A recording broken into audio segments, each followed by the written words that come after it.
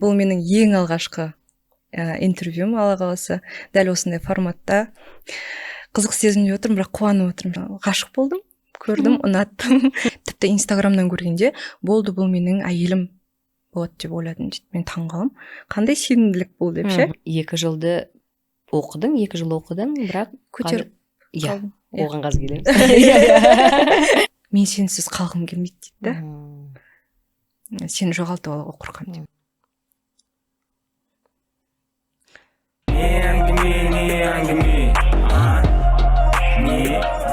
Гамма дуора немесе итальян тілінен аударғанда алтын палитрасы.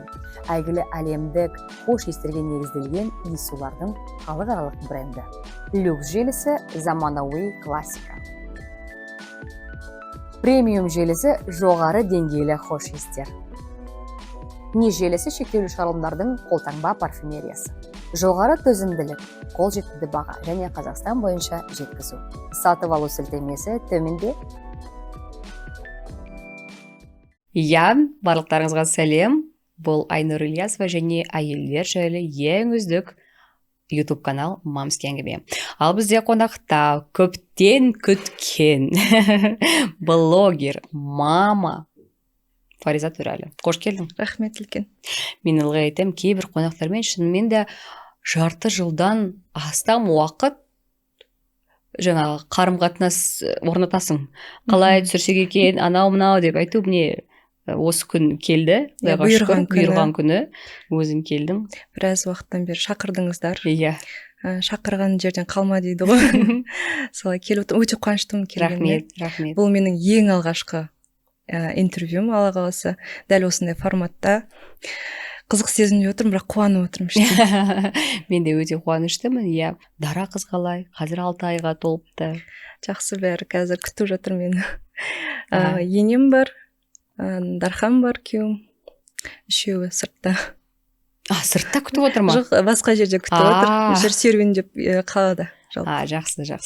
Сізге енді құр қол келмей, осындай сыйлық. Өзіңіз ашып көрсеңіз болады. Қазір ашайын ба? Иә. Ой, бәрекелді. Тамаша. Мен негізі сыйлық алуды жақсы көрем. Гүлді әкеліпті. Қандай тамаша гүлдер. Өзіңіз гүл сияқтысыз, құлпырып жүргеніңіз. Рахмет. Қыздар гүл алғанды жақсы көреді ғой. Бұл гармония боксы. Гармония. Көрдім, естідім. Вау. Қандай әдемі бокс. Керемет. Мен негізі ежедневниктерді жақсы көрем. Мен де жақсы көрем сол.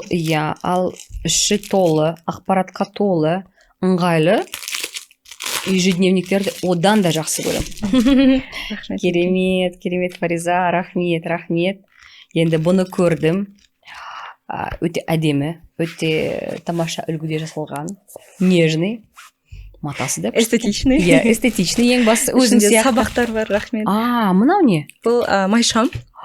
Майшам. Атмосфера жасап, сосын өзімнің армандарымды, тілектерімді жазамын. Иә, жоспарларын жазсаңыз болады. Барлығы қабыл болады ғой.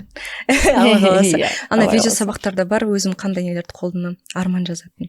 Бәрекелді. Иә, жолдармен. Арман көп, тілек көп. Барлығы орындалсын. Рахмет. Айтпақшы, оқырмандарға соңында берейін ба? Иә, оны соңында береміз. Иә, оны соңында береміз. Рахмет, Фариза. Жақында туған күніңе арналған әкеңнің видеосын көрдім. Иә, сол кезде әкең айтыпты, сені 10 жыл күткен. Иә.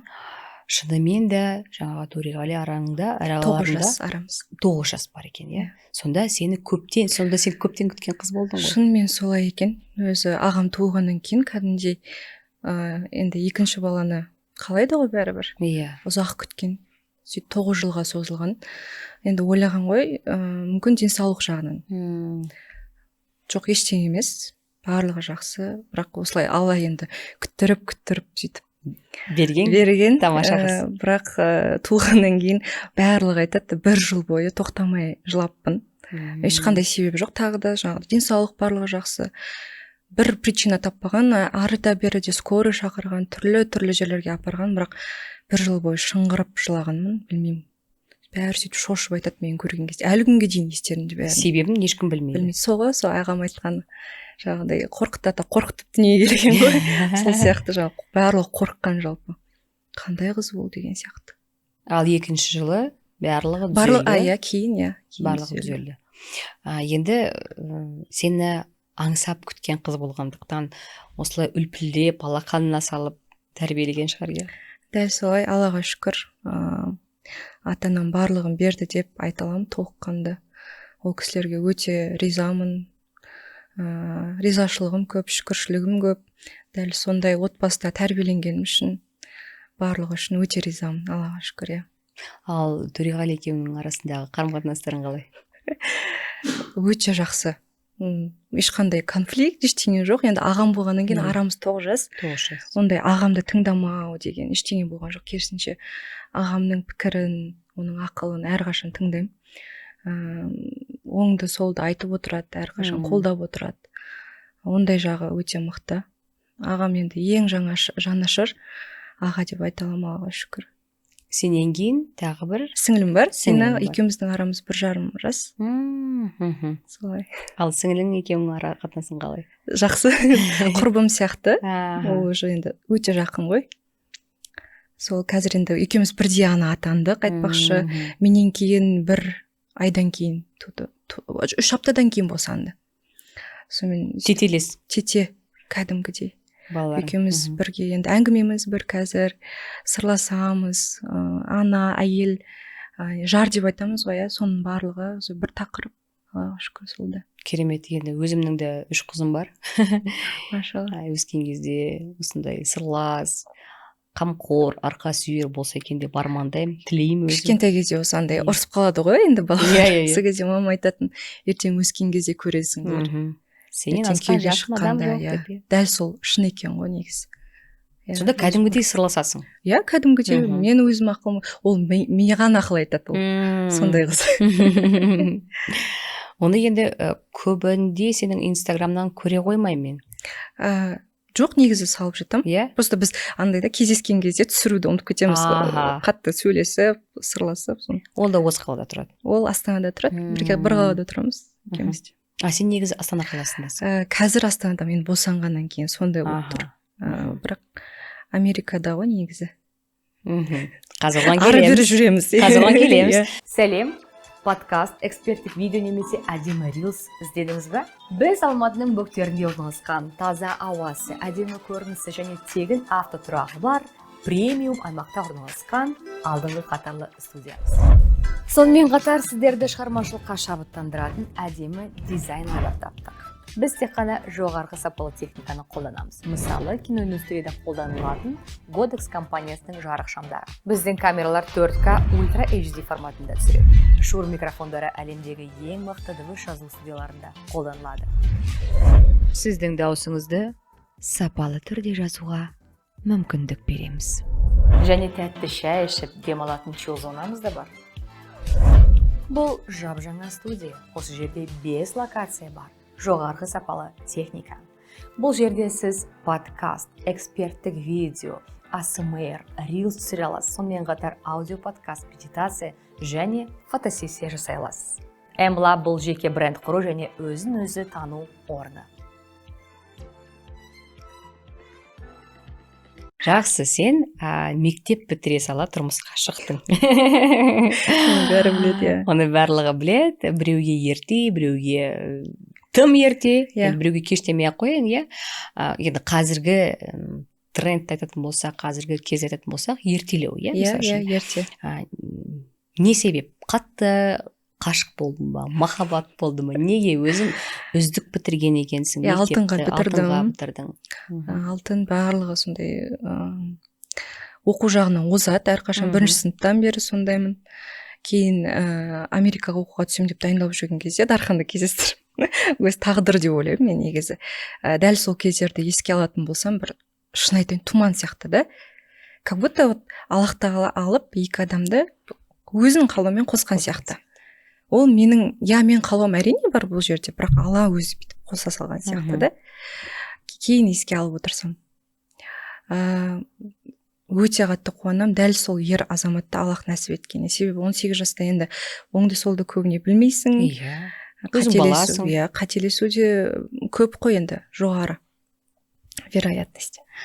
Сонымен ғашық болдым. көрдім, ұнаттым. Мен негізі ерте деп көбісі айтқан болатын расында. Бірақ әкем мен ағам білген кезде бірден енді неке деді. Неке болу керек, ол жүре беруге болмайды. Ол негізі үшін ғой. Сөйтіп көбісі ерте деді, бірақ мен жүрегімді тыңдадым. Шынымен. Тұрмысқа шық. Негізі оған бармай-ақ танысу жағын айтайықшы. Қалай таныстыңдар? Инстаграм арқылы. Инстаграм арқылы таныстық. Бастапқыда ол туралы көп айтқан болатын негізі. Көп маған жазып жүрді, мән берген жоқпын. Өзім сондай практикаларды жасап жүрген кезім ғой, жаңағыдай отношение. Өзім жақсы көретінмін сондай тақырыптарды. Жазып жүрді, сөйлестік. Бірақ мен жарым болады деп ойлаған жоқпын. Кәдімгі дос сияқты араласып жүрдік. Одан кейін 7 айдан кейін маған ұсыныс жасады. Бірақ маған бірден айтты, мен сені жарым сияқты көріп тұрмын деген сияқты. Тіпті Инстаграмнан көргенде болды, бұл менің әйелім болады деп ойладым дейді. Мен таңғалам. Қандай сенімділік бұл деп ше. Және жалпы ер адам сияқты қасиеті ұнағаны оның өзіне деген сенімділігі болады, настойчивый ер адамдар. Ол кезде ол 22-де. 22-де, мен 18-де. Ол да бала ғой әлі. Әлем чемпионы болып жатқан кез, сондай өзін спортта. Мен онша спортқа қызықпаймын, тіпті оның әлем чемпионы екенін де білмеймін, ештеңе білмеймін, сонымен қызық болды. Өзіне сондай сенімділігі, ең бірінші маған ұнағаны әппақ сондай көңілі да.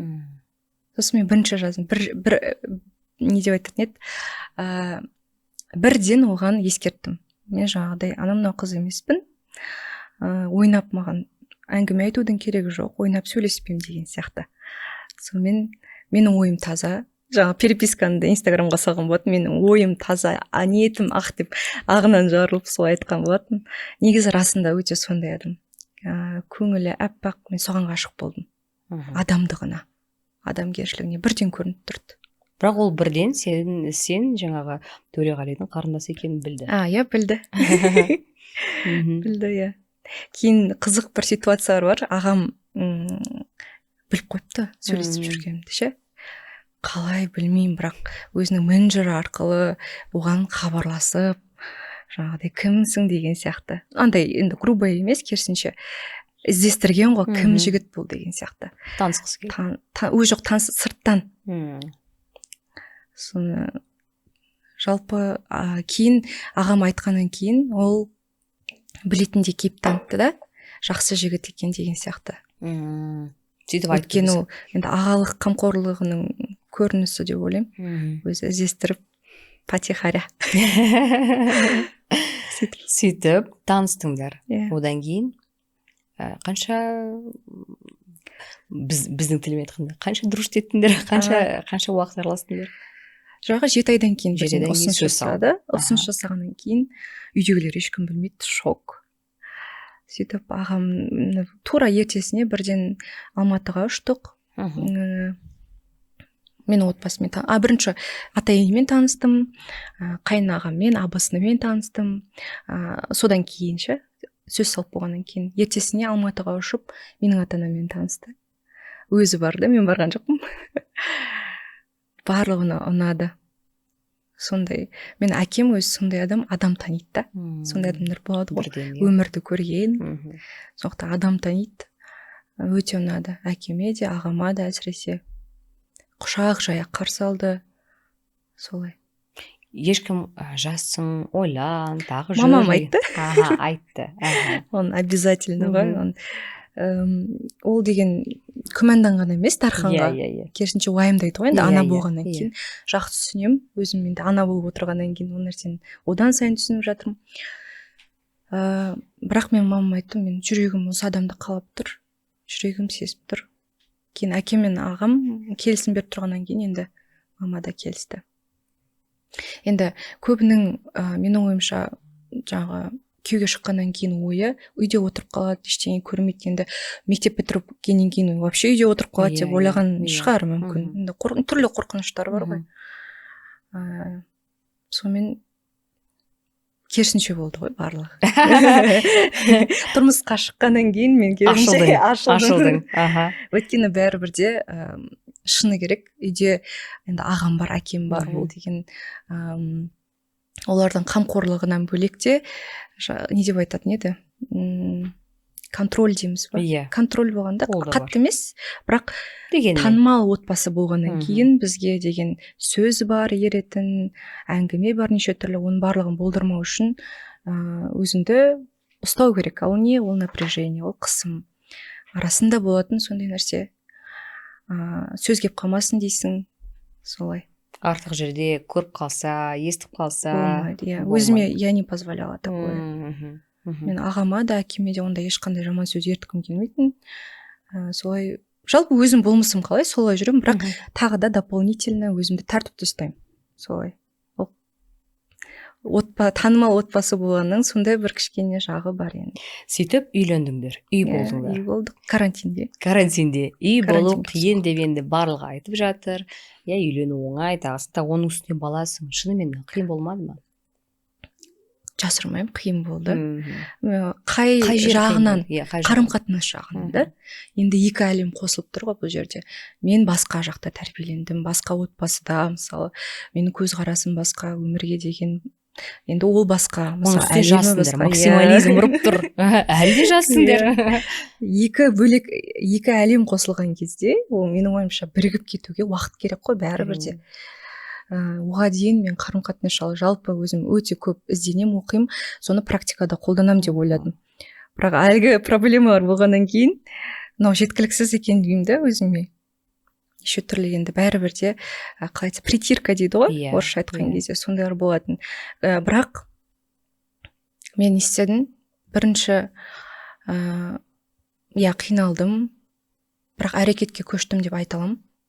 Не істей аламын бұл ситуацияда? Жаңағыдай түсіністік болу үшін. Себебі мен андай адаммын деп айта аламын.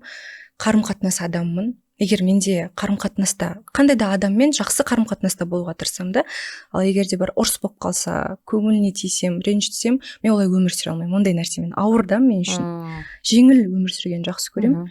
Ал күйеуімен ондай гармония болмаса, мен үшін ол некенің керегі жоқ, былайша айтқан кезде. Бірақ сол үшін амалын жасадым. Түрлі нәрселерді оқыдым, іздендім, қалай ер адаммен дұрыс қарым-қатынас жасауға болады, дін жағынан, психология жағынан өте үлкен апгрейд болды десем де болады менің тұлғалығымда. Негізі менен деп айтсам да болады. Көбіне өзімнен іздеген жақсы көрем. Не себеп болып жатыр? Не болып тұр? Не түсінуім керек? Саморефлексия дейсің ғой. Не өзгертуім керек? Себебі қандай да бір жаңа деңгей басталған кезде адамның өмірінде ол бұрынғы установкаларды оятады екен. Менде сол нәрсені оятты. Жаңағыдай арасында болды қызғаныш, орынсыз қызғаныш, енді дұрыс емес қызғаныштар. Өзім түсінбеймін, неге қызғанып жатырмын? Ол ары қарай неге алып келеді? Дұрыс емес ұрыстарға, сондай.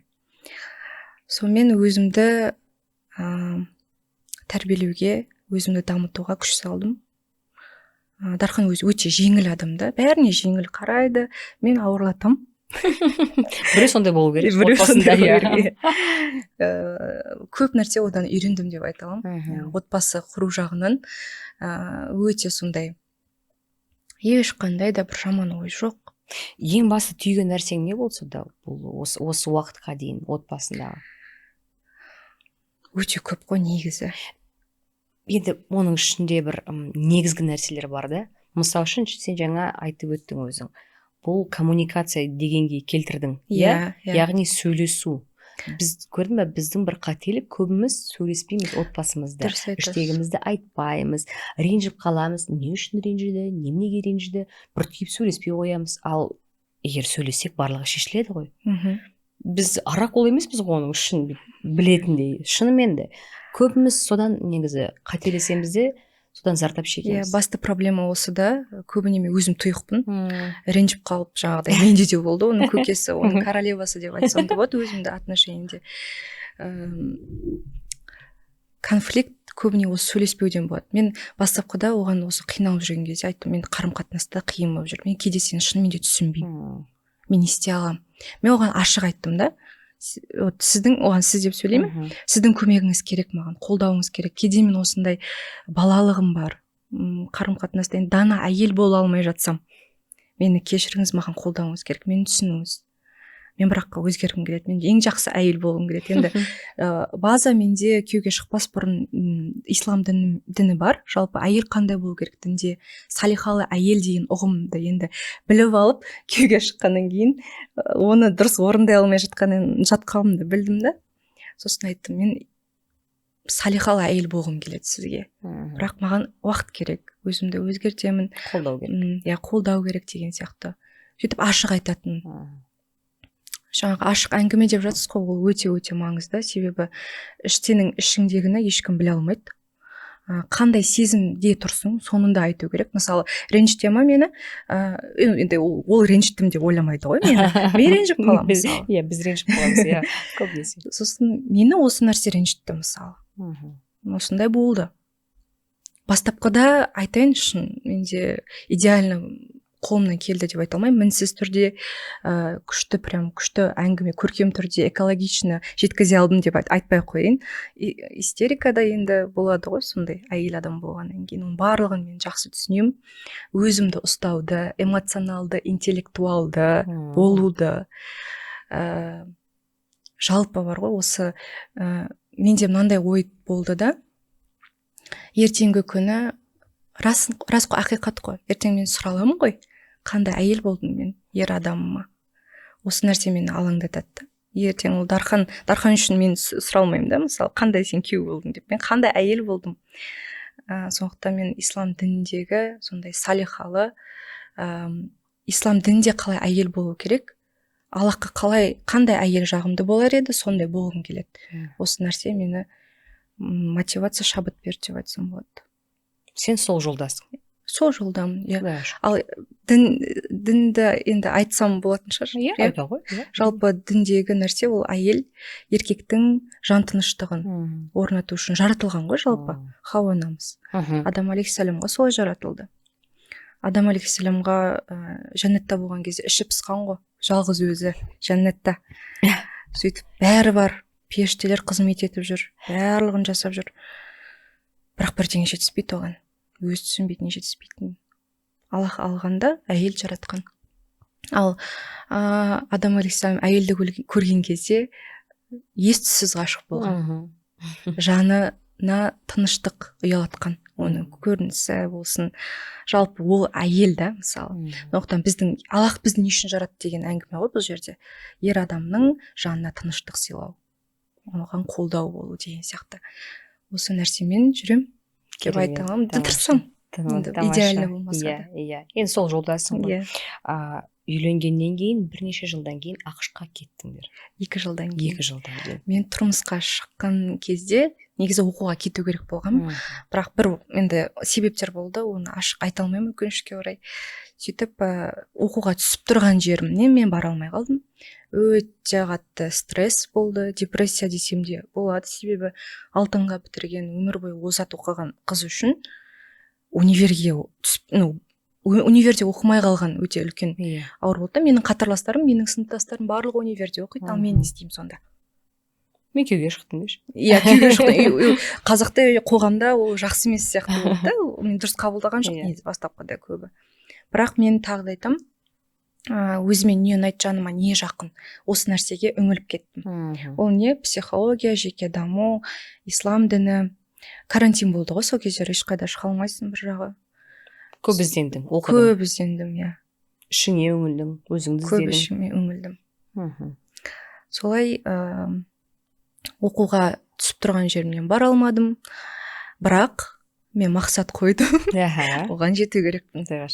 Ұйықтасам да жаңағыдай бір маза бермейді да, ана ой, сен қалай оқуға түспедің, сен қалай оқымай жатсың деген сияқты. Жалпы қоғамда сондай нәрсе бар ғой, универ обязательно оқу керексің сен. Одан кейін магистратура оқу керексің. Толыққанды адам емес сияқтысың да. Тура сондай болды да, бір комплекс. Қалай сонда мен деген сияқты ой болды. Еще барлығы обязательно іштегі нәрсені сырттағылар көрсету керек қой оған. Оқырмандар жазады, қайда сен оқу, неге оқымай жатсың?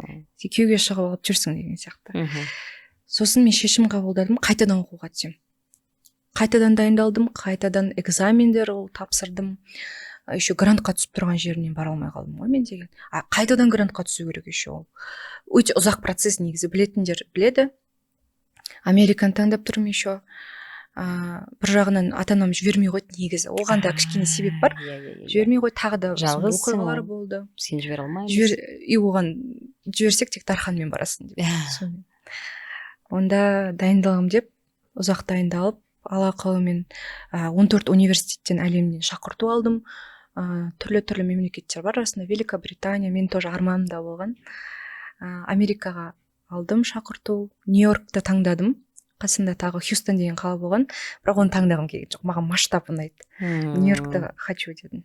Сөйтіп Нью-Йоркты таңдап түстім оқуға. Дархан қолдады. Иә, Дархан қолдады. Оның негізі бар ғой, мына жақта жұмысы бар, спорт бар. Бармайым десе де оған болады негізі. Бірақ менің арманымда, менің қалам әрқашан қолдайтынына өте қатты ризамын. Тіпті күнде Аллаға шүкір етемін. Искренне. Сондай адам. Жалпы адамгершілік. Көштіңдер. Екеуміз көштік. Чемоданымыз, бір чемоданды арқалап. Кішкене қаржылай да прям идеально болған жоқ негізі ол кезде. Бірақ тәуекел еттік та, осы тұста тәуекел ете алғанымызға өте қатты қуанам. Алла тағала сондай бір сенім салып қойды десем де болады. Тәуекел етсең, Аллаға сеніп, ары қарай ол Алла өзі сені жүргізеді да, қолыңнан ұстап. Нью-Йоркта тұрмыз, еще оған бару да өте қиын болды, өте ұзақ оқиға. Виза алу, мен оқуға түсіп тұрып виза бермеді маған. Грант десем де, міне грант, мен кетуім керек. Жоқ, отказ. Одан сайын стресс. Шамамен, иә. Сол бір жылдар көбіне отказ келді. Қазіргі биыл бәріне жаңа алып жатыр ма? Барлық алып жатыр. Қызық сондай болады екен уақыттар. Сондай болады. Мен ойлап жаңағы стрессовать етіп, жарайды, бірақ соңына дейін қайтадан оған қолдау беретін негізі Дархан деп айта аламын. Оның өмірлік позициясы соңына дейін. До конца дейді өзі всегда. До конца барасың, до конца. Бірге барамыз. Сонымен алдық, Аллаға шүкір, жеттік. Ары қарай не істейміз білмейміз. Үй қайда, үй жоқ, ешкім ол жақта күтіп алмайды. Зона комфортадан былай алып, айдалаға тастап тастаған сияқты болды да, өте қиын болды морально. Не істеп жүрміз, қайта саламыз ба деген ой болды. Бірақ еще ол жақта енді қымбат мемлекет болып саналады ғой, Америка, Нью-Йорк әсіресе. Бір-бірімізге поддержка беріп жүрміз. Мен Дарханға айтамын, егер Аллах бізді осылай осындай үлкен деңгейге алып тұрса, үлкен масштабта қала, әлем бойынша ең атақты қала, тұру оңай емес, әркім, тем более біз жаспыз.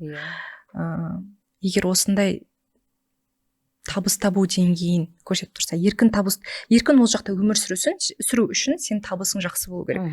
Ал бізде табыс жақсы болу үшін онда барлығын тастап жұмыс істеу керек. Жұмыс істеу керек, бұл белгі. Аллах бізге сондай деңгейді қалап тұр. Бұл бекер оқиға, бұның барлығы жалпы бекер болып жатқан жоқ. Алла бергісі келіп тұр, онда біз алуымыз керек. Алуымыз керек осы жерде, дедім.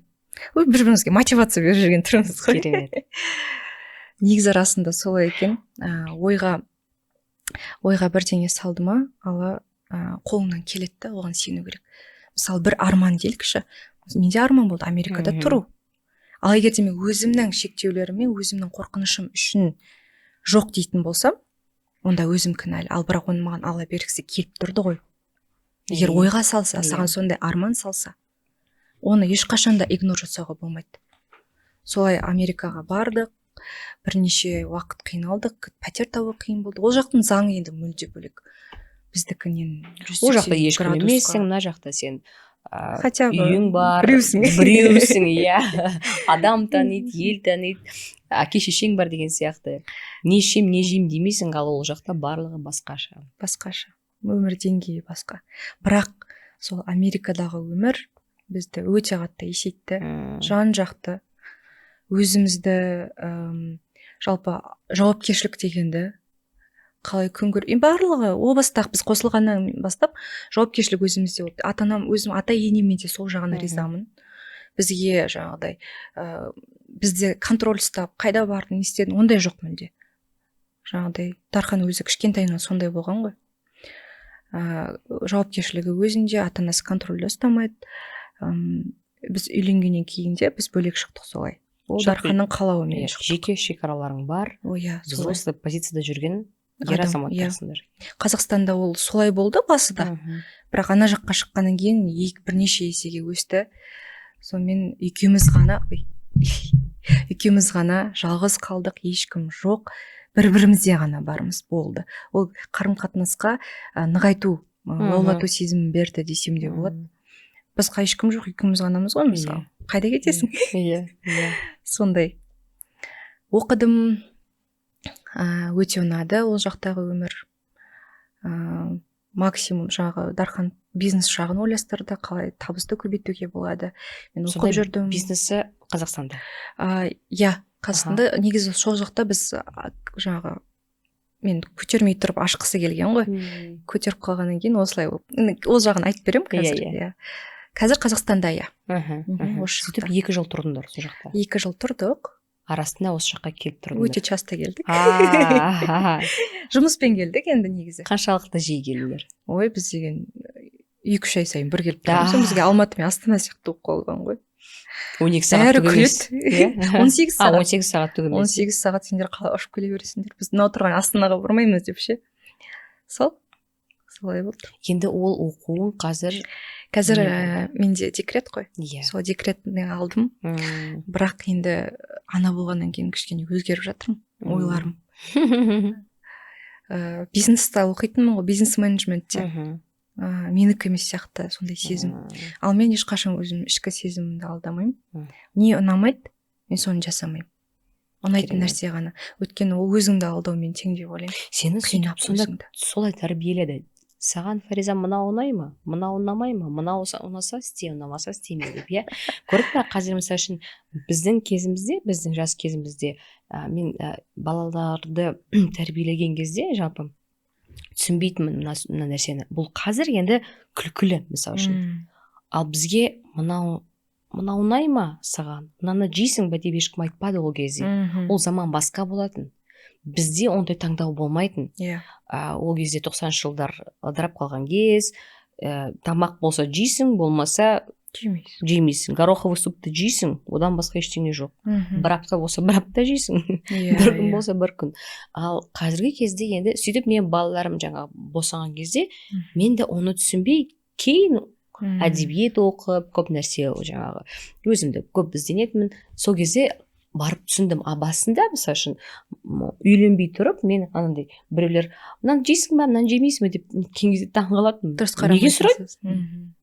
Неге сұрайды бұлардан? Неге сұрау керек? Жесін болды деп. Отырсын, кисін деген сияқты. Ал қазіргі заман сендер енді басқа заманда өскен баласыңдар. Балалар қазір граница деп шығады. Граница деп шыға келеді. Мен неге істеуім керек? Сонда сен тәрбиелеген кезде бірден солай тәрбиелеген сияқты. Жалпы солай айтсам да болады. Өзімнің мысалы неше түрлі даму кружоктары дейді ғой, иә. Соларға барғым келетін айтатынмын. Осыны қалаймын, осыны қаламаймын деген сияқты. Жаңағы тұрмысқа шыққанның өзі өзімнің таңдауым ғой. Өзім еркіндік берген да. Негізі адамға еркіндік берсе, ол мүмкін емес нәрселерді жасай алады. Ең жақсы мағынада. Бұны не үшін айтып отырмын? Қазіргі таңда жас келіншектер балаларын осылай тәрбиелесе екен деген жаңағы посылмен, иә. Өйткені қараңыздаршы, мен таңғалып отырмын негізі Фаризаға. 23-те ғана жап-жас нақты өз ойын не істегісі келетінін біледі, өзіне өзі сенімді. Рахмет. Бұл сенімділік өте керемет. Бұның барлығы тәрбиеге байланысты нәрсе. Егер сен басқаша тәрбиелесе, қандай болушы едің? Құдайға шүкір. Ата-анама рахмет. Құдайға шүкір. Сөйтіп, сен 2 жылды оқыдың, бірақ көтеріп қалдың. Оған қаз келеміз. Ол ең керемет нәрсе ғой біздің. Нағыз мамызге әңгімеміз. Сен былтыр көтердің. Сен былтыр босандың. Былтыр деген. Иә, былтыр босандым. 23-те. 22-де көтердің. 22-де, қазір февраль, январь. Февральда, январь. Ой, қалай еді? Февраль, март. Көтердің. Көтердім мартта. 23-те. 23-те көтердім. Сонда сен неше жастасың ол кезде? 22-де. 22-де. Иә. Сен 18-де тұрмысқа шықтың, Шықтым. 22-де көтердің. Енді біз, әсіресе біз қазақтар, 9-ден кейін, ой, не, что там деп шығамыз, мысалы үшін, иә. Жақында қашан туасың атты сериал түсірдім. Сол жерде қоғам қысымы көрсетілді, тағысын тағы. Акушер-гинекологтың өмірі, өзі акушер-гинеколог бола тұра 4 жыл көтермеді. Ал осы 4 жылдың ішінде қоғам қысымына қатты қалды. Мирас екеуің сондай әдемі жіпсіңдер, тек өтке ғана жетіспейдір. Жоға, бізде бәрі жақсы. Бітпейтін сұрақтар. Осындай сұрақтар мына жерінде тұрмайды. Мирас, мен құсқым келеді. Не шаруалар бар менде, бола ма, болмай ма? Менде 4-ші күн задержка. Шынымен көмектескен сияқты. Әдеміміздің аяғы ауыр. Барлықтарыңызды бесік тойға шақырамыз. Фатимаға не қызы? Кешіріңізші, мен анализдерді шатастырып алдым.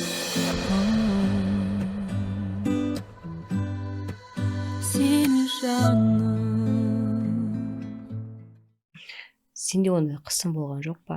Елдер жазған жоқ па? Туған жазуы болды десем де болады. Өте үлкен сұрақтар. Бірақ маған шыны керек тиген жоқ. Жалпы 4 жыл болды ғой, иә? Тұрмысқа шыққаннан кейін, сол 4 жылдан кейін босанып тұрмын алғашқы перзентімді. Негізі бастапқыда 18 жасымда тұрмысқа шыққан кезде мен дайын болған жоқпын ана болуға. Мен Дарханға айттым солай. Бірден келістің. Иә, мен дайын емеспін, рас қой ол. Барлығына дайын болу мүмкін емес қой. Мен енді ғана күйеуге шыққан кезім, әлі үйрену керек оның барлығына. Оның өзі үлкен стресс. Жаңағы біз бөлек тұрған күннің өзінде қарым-қатынасты дұрыстауға қанша уақыт кетті, дұрыстап гармонияға жеткізетіндей, мысалы, ұрысып алып жүре беру ұнамайды маған олай, ше. Мүмкін емес олай өмір сүру мен үшін. Солай ойлаймын да, мысалы, әйел адамға негізі оңай емес қой. Күйеуге шықтың, мүлде басқа отбасыға бардың, одан кейін бала көтеріп қаласың, мысалы, иә. Ол гормоны оянады, неше түрлі еркелегісі келеді, мысалы, ол бала көтеру ол өте қиын, ол өте оңай емес. Ол тіпті Алла тағала негізі Құранда айтқан ғой, Лұқман сүресінде айтқан, дәл осы 9 ай бала көтеру туралы айтқанда, ол әлсіреген үстіне әлсірейді дейді әйел адамда. Қараңызшы, бір сөзбен әлсірейді деп тұрған жоқ та, Алланың өзі. Әйел адам 9 ай бойы әлсірегеннің үстіне, оны 2 еселеп тұр, ол деген өте қиын деген мағына. Егер енді ғалымдар тәпсірлейді ғой сол кезде. Ал оның барлығына қоса келіндік өмірі бар, күйеуіне әйел болу керек. Өте қиын деп ойлаймын да, сондықтан бұл нәрсеге саналы түрде.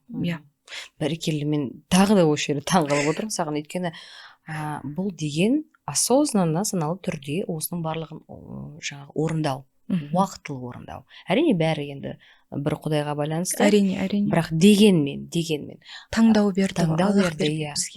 Қараңыздаршы, мысалы үшін мен ылғи айтамын, әйел адам отбасыға келген кезде бірден бірнеше рөлді алады да.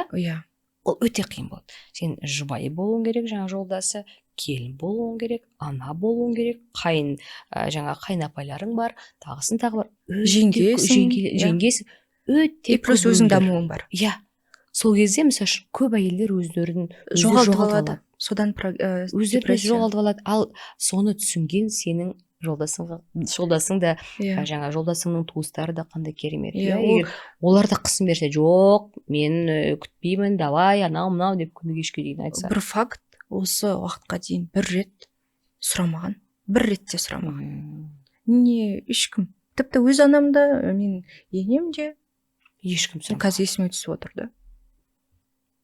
Қызық. Тек қана оқырмандар. Туысқандар да ешкім сұраған жоқ маған негізі. Шынына келгенде. Ол расында үлкен қысым. Қалай айтсам екен, әйел бақытты болса, барлығы бақытты ғой. Әрине. Отбасыдағы уют, отбасыдағы атмосфера, барлығы әйелдің көңіл күйіне байланысты. Әрине. Ал әйел әбір жүрсе, бала да әбір жүріп кетеді. Күйеуде қиналып кетеді иә Мгм. мысалы. Сондықтан ең бірінші ол эгоизм емес деп ойлаймын. Ол өзіңнің ішкі қалпың қандай, сол қалыпқа қамқорлық таныту Мгм. керек Мгм. әр әйел. Сөйтіп сен 4 жылдан кейін дайын болдың. 4 жылдан кейін емес, 3 жылдан кейін. 2 жылдан кейін Аха. десем болады. Іштей оны М, сездің. Негізі Қалай былай сездің? болды. Мгм. Мен Аллаға әрқашан дұға ететінмін. Енді проблема ғой, мысалы мен дайын емеспін. Ал енді не істеймін, мен дайын емеспін. Мгм. Мен Аллаға айтамын. Вот бүкіл мұңыңды негізі Аллаға айтсаң, Иә. ол басқа психолог та керек емес Иә. дейді ғой. Мен, я Раббым, вот мен дайын емеспін Мгм. ана болуға. Менде қорқыныш бар. Мен әлі өзім баламын, 18 жастағы. Санада түрлі қорқыныш, мен ертеңгі күні қалай ана боламын? Өзім баламын. Өзімнің қаншама жаңағыдай өзім өмірді әлі түсінген адам емеспін да. Мысалы, мен қалай тәрбие берем? Маған қарап өседі. Мен өзім қандаймын деген сұрақ. Менде жауапкершілік өте үлкен деп ойлаймын бұл тұста. Мысалы, мен қандаймын, балам тура сондай болады. Алма ағашынан жаңағыдай алыс құламайды дейді ғой. Мгм. Сол сияқты бірінші очередь өзіме қарап, мен қандаймын, өзі эмоциональды стабильная ана болуға дайын өзі Мгм. әйел болып тұрмын ба деген сияқты. Мен әлі отношение дұрыс білмеймін, күйеуіммен ертең стрессовать етіп, ол жаңағыдай келіспеушілікті бала көрсе не болады, маған ол керек емес деген сияқты. Мгм. Ну енді өзімнің ойларым ғой. Иә. Сонымен Алла тағала, мен дайын емеспін, бірақ мен дайын болған кезде нәсіп етші маған деп сұрайтынмын. Сен бәрін білушісің, я Раббым. Сенен артық ешкім ештеңе білмейді, мен тіпті өзімді білмеймін. Мен қашан дайын боламын, біз жолдасым екеуміз қашан дайын боламыз, сол кезде нәсіп ете көр деп сұрайтынмын әрқашан. Және сол дұғам үшін ба, мен жаңағыдай қысым сұрақтарға жаңағыдай алаңдамайтынмын. Мгм. Тимейтін мүлде маған. Мгм. Ой, мына жазып жатыр, маған қашан туасың деп, туармын бір күні деген сияқты. Мүлдем бір қорқыныш, уайым, ештеңе болмайды. Ештеңе. Тәуекел ету деген сол ғой, негізі Аллаға толықтай тапсырып тастау, оған сену, және сол дұға еткеніңе ол жауап береді деп сену. Сол жүректе сенім болса, бізде ешқашан да тревога да, қорқыныш та, мына контроль да болмайды деп ойлаймын. Контрольдан ғой негізі напряжение. Мгм. Контроль, мен қашан туамын, мен не істеймін, Мгм. контролируем все. Мгм. Ал әйелге ол болмайды контроль жасауға. Әйелге только на расслабоне өмір сүру керек. Рахаттанып өмір сүру керек әйел. Қазір ол туралы да сөйлесеміз. Аха. Сонымен 2 жылдан кейін, енді біз Америка көшердің алдын, мен сондай бір сезім келді, енді Алладан деп ойлаймын, ол да Мгм. дайын сияқты. Мгм. Дарханға айтамын, осылай санадағы қорқыныштар кете бастаған сияқты ана болуға. Біз дайын болатын сияқтымыз деп шешім қабылдадық. Ал сен оған мен дайын емеспін деген кезде ол не деп жауап берді? Ол айтты, мен түсінемін. Мгм. Тіпті мен де әлі бала сияқтымын дейді да. Мгм. Мен де дайын болып әке болғым келеді. Мен аяққа тұрғым келеді. Мгм. Жаңағыдай балама ең жақсысын бергім келеді. Мгм. Былайша айтқанда жағдайды жасап алғым Мгм. келеді деген сияқты айтты. Мгм. Барлығын жасаймын ол үшін деп. Оның да ойы сондай болды негізі. Бір жерден шықты ғой. Мгм. Ойларыңыз. Бірақ ол менің пікірім, енді әркім өзі ғой. Күйеуге шыққаннан кейін ертең күні мені кінәлап жүрмесін. Фариза айтты, тумаймын деген сияқты. Ол менің пікірім. Көрермендерге айтқым келеді. Жалпы өздеріңізде қандай сезім, сондай сезіммен өмір сүріңіздер. Ол сезімдерді негізі Алладан деп ойлаймын. Жалпы ішкі халге мән беру керек. Мгм. Солай, бірақ 2 жыл күттік. Мгм. Осы кезде енді күттік. Мгм. Бірақ тағы да ондай болған жоқ ештеңе. Қорқынышта негізі, Яғни әрекет жасалды, Иә. бірақ күттіңдер. иә, Мгм. денсаулық жағынан да барлығы негізі Мгм. бәрі жақсы болды. Мен іштей өзімде жаңа айтып отырмын ғой, Алла өзі біз дайын болғанда береді. Негізі мынандай нәрсе бар ғой. Сен қаламай тұрсың ба? Әлде Алла бермей тұр ма? Мгм. Біз кез келген нәрсеге дайын болған кезде ғана береді да Алла. Мгм. Мысалы, байлық та сол да. Бәрі айтады, мен бай болғым келеді, мен бүйткім келеді, бірақ сен сол байлыққа дайынсың ба іштей? Иә. Дәл сол сияқты ғой, кез келген нәрсе. И жертва рөліндегі де әйелдеріміз айтуы мүмкін. Мен бақытты болғым келеді. Бірақ оған амалын айтсаң, құралын айтсаң, ештеңе жасамайды. Неге? Өйткені ол іште шешкен жоқ та, бақытты болғым келеді деген нәрсені. Просто аузы ғана айтады сыртқа. ал шешім ол іште болу керек. Іштей қабылдайтын болсаң тереңнен, алла сол сенің ниетіңді, шешіміңді көріп тұрғаннан кейін ол бермеуге ұялады да. Сол біз шешім қабылдадық, сөйтіп мен әрқашан өзіме сұрақ қоятын, мен қалап тұрмын ба, шынайы ма бұл қалау? Мен өткені білесіз ба, бұл жаңағыдай қорқыныш, жауапкершіліктен қорқыныш болды. Неден қорқыныш? Ана болуға, жауапкершіліктен. Ол қандай жауапкершілік? Ертең тағы да ол балаң үшін сен жауап бересің. Қандай тәрбие бердің? Не үйреттің оған? Не сіңдірдің миына? Қандай адам болып өсіп шығады? Ол барлығы енді ата-ананың несінде, жауапкершілігінде. Фариза, осымен бөліскенің үшін рахмет, өйткені көп адам осы қорқынышы туралы айта бермейді. Иә. Өйткені бұл жерде тағы да қоғамның қыспағы бар, қоғамның сөзі бар. Ал неге сен дайын болмайсың? Неге қорқасың? Неменесіне қорқасың деген сияқты. Ал қазір заман өзгерді, қазір оны айта аламыз, бірақ екінің бірі айта бермейді дегенмен.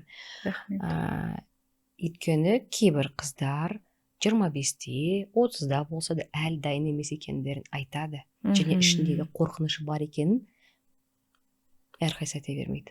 Просто айтады, менде жоқ бала. Жоқ, не істеймін? Негізі түбіне үңілу керек та ол нәрсе. Ол деген менде жоқ бала көтере алмай жүрмін. Жарайды, бала көтере алмай жүрсің, бірақ не себепті? Болады ғой, мына сана солай жұмыс жасайды. Алла қалай шебер деймін да. Миың қалай жұмыс істесе, бүкіл денеңе әсер етеді да. Миың рұқсат бермей тұр ма, саған ештеңе келмейді да сырттан. Бірақ бәріне бірдей деп айта алмаймын. Бәріне емес, жалпы айтып жатырмын. Бұл біреуге келеді, біреуге келмейді. Біреу денсаулық жағынан, кому-то не подходит, былайша айтқанда. Біреу шынымен де. Не обобщай. Сондықтан да. Сөйтіп дайын болдыңдар. Сөйтіп берді Құдай. 2 жылдан кейін. 2 жылдан кейін. Қалай сездің? Не болды? Біз Меккеге бардық қой. Мен ағамның үлкен қызы, Кәусар. Өзі сондай ерекше қыз. Маған өзі солай адамдарға айтады, не сезіп тұрғанын ше. Саған не істеу керек деген солай қызық өзі. Нешеде? 7-де, 8-ге толады бұйырса. Маған жіберді SMS-пен, біз Америкада болғанбыз. Уақыт енді әртүрлі ғой. Сөйтіп түнде жазады. Сендерге Мекке жазамайды ғой, енді смайликтермен түсіндіріп жатыр. Меккені Қағбаның смайлигін жіберіп жатыр. Мен бірден түсіндім, мына қыз не айтқысы келіп тұрғанын. Звондадым, сендерге бүйтіп көрсетеді. Қағбаға барып құлшылық ет, Меккеге барып құлшылық ету керек. Бала қалайсыңдар ма сендер? Барыңдар, сұраңдар Алладан дейді ғой бізге. Мен өте қатты ұялып кеттім. Себебі Америкаға да бару, енді оқу ғой, енді ол жақта кейде уақыт болады, бірақ неге бізде ниет болған жоқ екен осы Меккеге? Бір жаққа баруға деп. Дарханға бірден билет алды ғой Дархан. Мені көрсетіп жатыр, өстіп айтып жатыр, Кәусар десем. Бірден билет алып, бірден план, ол сондай әдеті бар, бірден жасайды. Мен өзім таңғаламын, мен кейінге қалдырған жақсы көремін. Ол на месте бәрін шешіп тастайды. Билетті де алды, умраға сөйтіп бардық. Алладан сұрадық. Жалпы осы жерде бар ғой, мен кеңестер айтып кетсем де болады, негізі мен қандай әрекетті де жасау керек қой. Отыра беруге болмайды ғой, бала қараймын деп. Алланың есімдерін айтатынмын. Жаратылысқа байланысты Әл-Бари, Әл-Мусауир деген сияқты Аллахтың есімдері бар. Соны іште қайталап жүру керек. Өздеріңіз ізденсеңіздер болады. 99 есімі бар Аллахтың, соған именно балаға қатысты. Келбет беруші, мысалы, Алла жаратушы деген сөздер бар ғой, соны қайталаған сайын Аллах өзі нәсіп қылады. Және ораза ұстау керек дегенде нәрселер бар. Санамен дайын болу керек, шешім қабылдау керек, сұрау керек Алладан. Әрекеттің барлығы осы ғой негізі. Солай есімдерін көп айтып жүрдім деп айтсам болады. Аллах одан кейін аз уақыттан кейін нәсіп етті. Меккеден кейін ше. Мен таңғалған жоқпын, өйткені енді амал жасалды ғой. Сезгенде шығарсың іштей, Іштей сездім. Дархан да сезіп жүрді, бірақ мен оған сюрприз жасадым. Бірақ сен оған сюрприз жасағаннан бұрын сен көп жасырдың, оны... Жоқ, бірінші сюрприз жасап айттым оған. Кейін екеуміз ғана біліп жүрдік. Жақсы, сюрприз айтып кетші. Мен өзім как раз осы біз Америкада екеуміз өте көп бірге жүреміз, енді басқа кіммен жүресің, қасымда всегда. Сөйтіп жасақ өте қиын болды ше.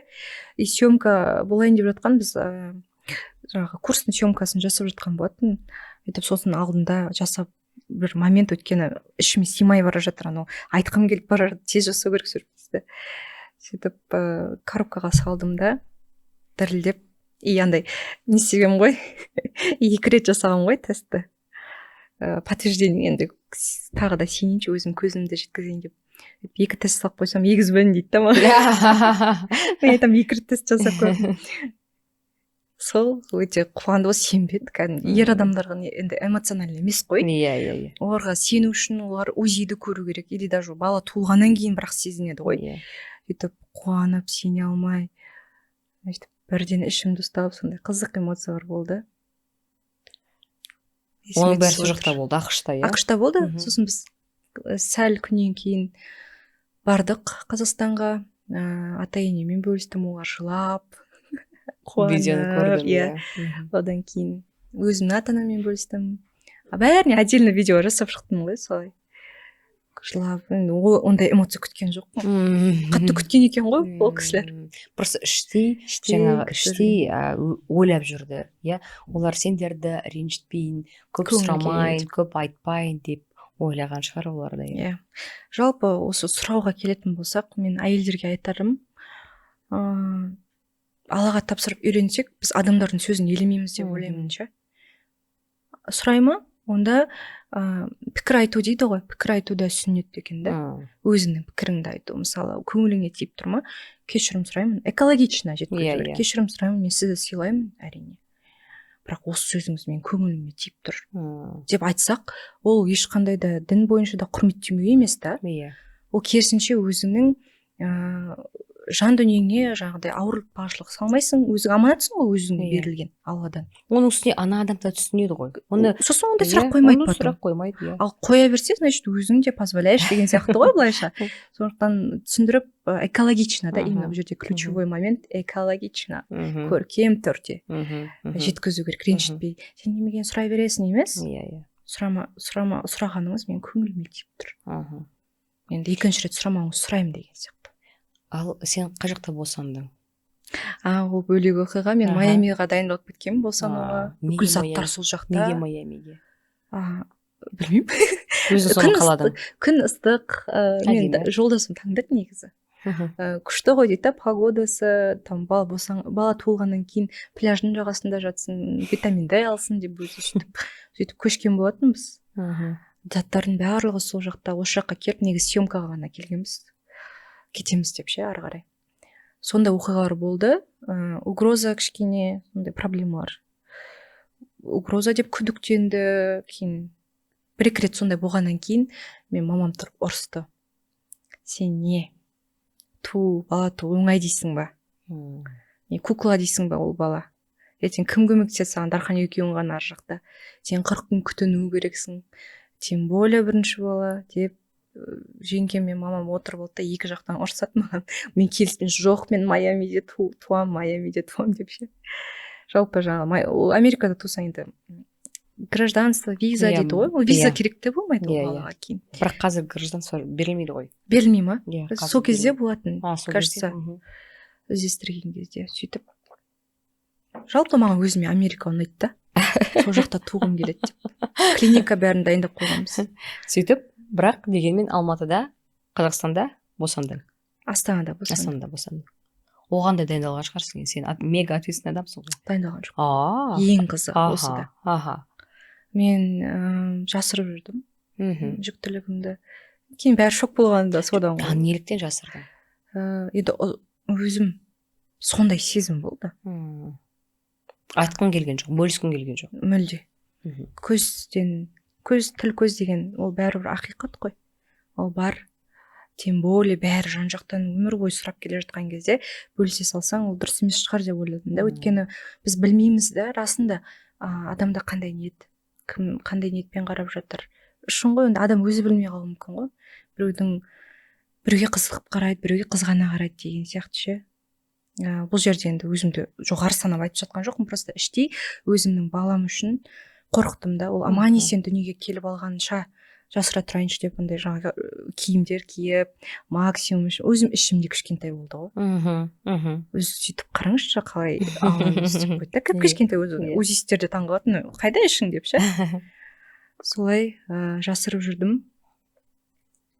Кейін туысқандар да білмейді. Туғаннан кейін бәрі шок болды. Тек қана жақындарың біледі. Жақындарым ғана білді.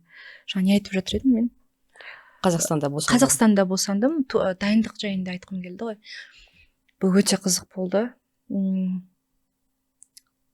ойладым, бұған қатты қарау керек, қатты дайындалу керек. Енді бірінші опыт, мүлде ештеңе білмеймін, түсінбеймін. Қалай босанады, арасында бір видеолар қарап қоямын, бірақ түсінбеймін ана видеоларды. Дыхательные упражнения дейді ғой, сондай. Мәссаған жауапкершілікпен қарау керек деп жүрген кезде бір туатын уақыт келіп қалды уже. Бізде неше түрлі съемка, мен деген жата алмайтын адаммын ше, бір орында. Хотя бы сол екіқабат болып жүргенде жатсам болады ғой, тынығып. Жоқ, Дархан тынықсай дейді, мен тыныға алмаймын, жата алмаймын. Движение керек, маған съемка керек. Сонымен сол съемкалардың графигінен нелерге, курстарға жазылу тегі бір уақыты болмай қалды. Бірақ мен әрдайым Алладан сұрадым. Не сұрадым? Жеңілдік. Вот это ключевой момент. Қатты қорықтым, білмеймін, ештеңе не боларын білмеймін.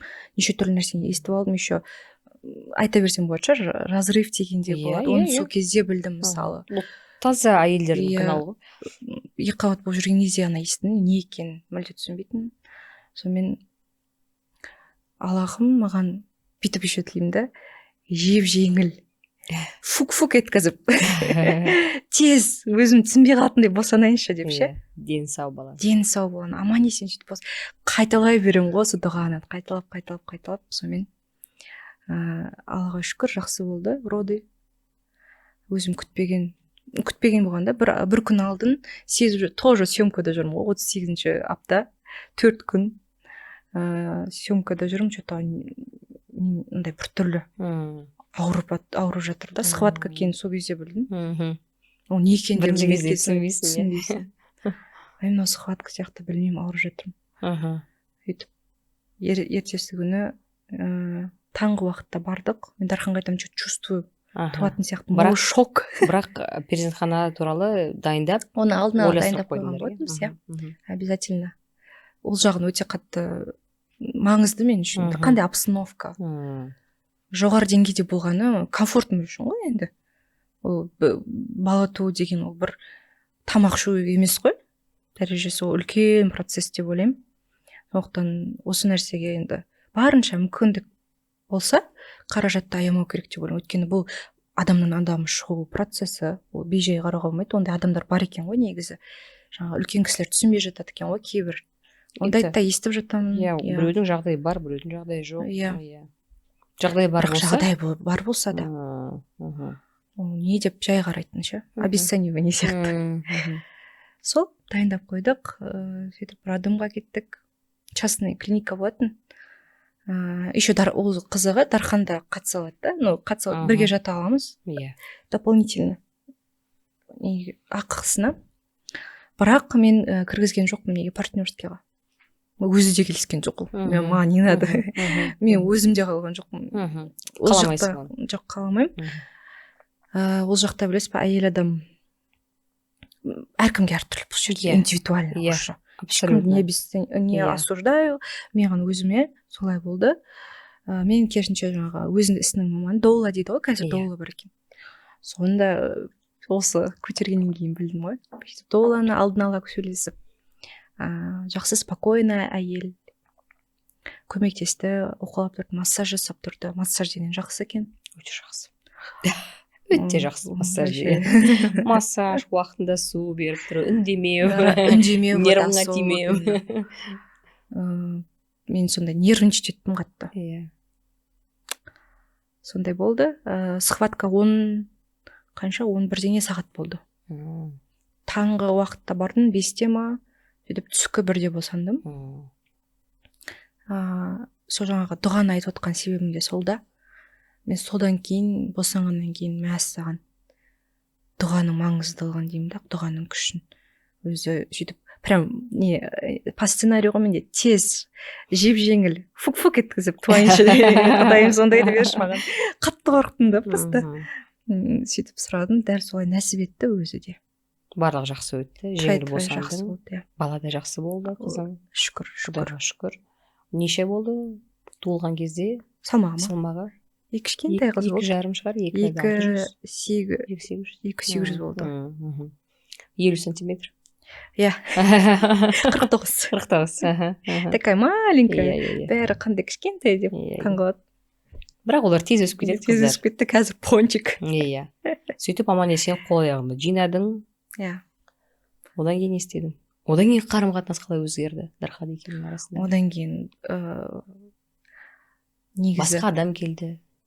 жоқ, қарым қатынас жағы мүлде қызық. Жоқ, мүлде өзгерген жоқ. Керісінше жақсармаса. Тек жаңағы босанғаннан кейін жайсыз жайттар орын алды.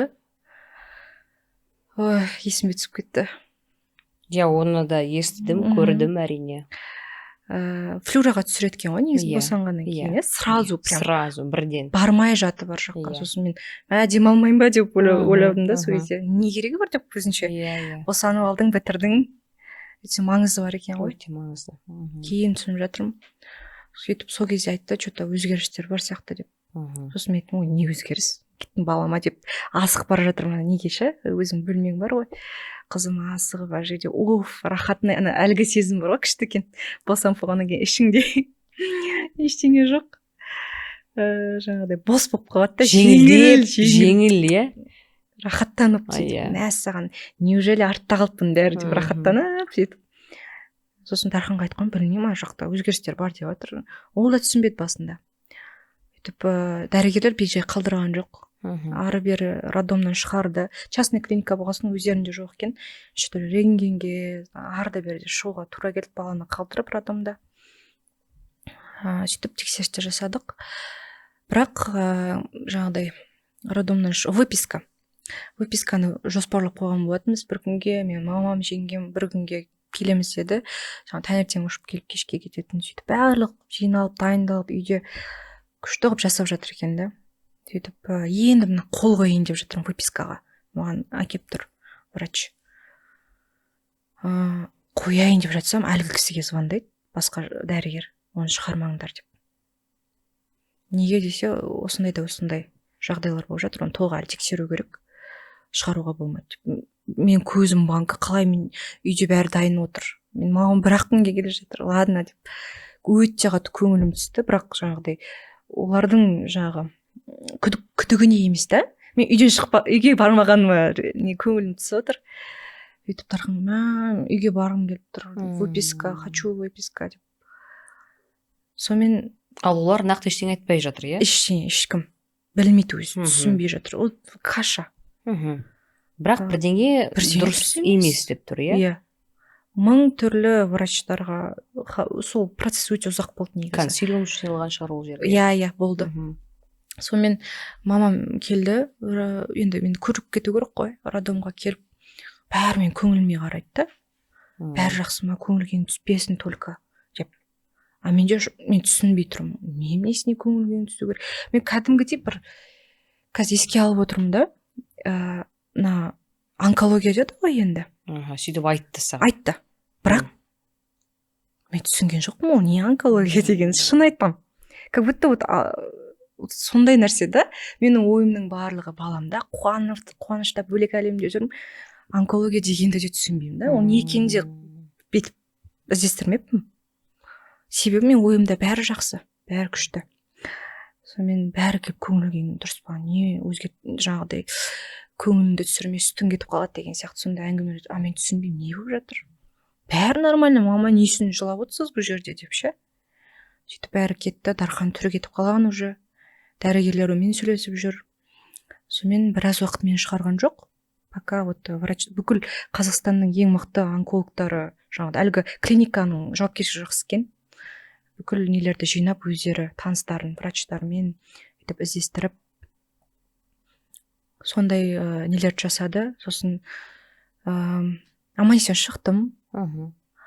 Бірақ уже бірақ оның онкология не екенін білесің, уже түсінесің. шынымды айтсам Мгм. мен түсінбеймін Аха, ол кезде оқымадың. оқымадым. Аха. Вот бұрын соңды да онша мән бермеппін деймін да. Ондай да мүмкін екен ғой. Мен ойым бәрі баламда. Мен Мгм. ана роддомнан рентгенге барғаныма жылап жүрмін ғой, баламды тастап жатырмын деп. Сөйтіп выписка болды, ешкімнің көңіл күйі жоқ выпискада. Мгм. Бірақ мен мәзбін өзім. Жолдасым күшті гүлдермен жаңағыдай 1001 роза дайындап, күшті қылып жүріп көңіл күйде болған ғой. Кейін дәрігерлермен сөйлескеннен кейін түрінен түр қалмаған, бірден асып кетті. Осы 7 күнде болып жатқан ситуация ғой.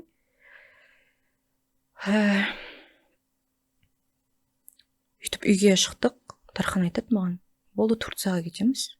Мгм. Мен айтамын, қалай Турцияға кетеміз? Мен кетпеймін ешқайда. Тексерілу керексің, срочно тексеру керек деп жатыр.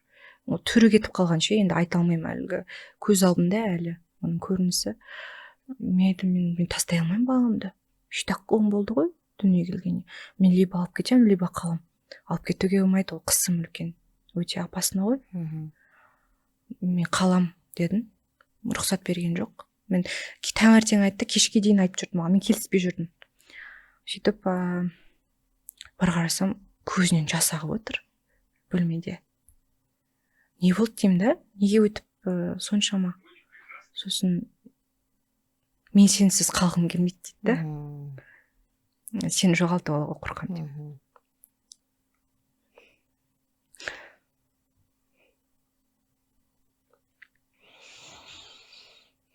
Құдайға шүкір бәрі артта. Құдайға шүкір бәрі жақсы.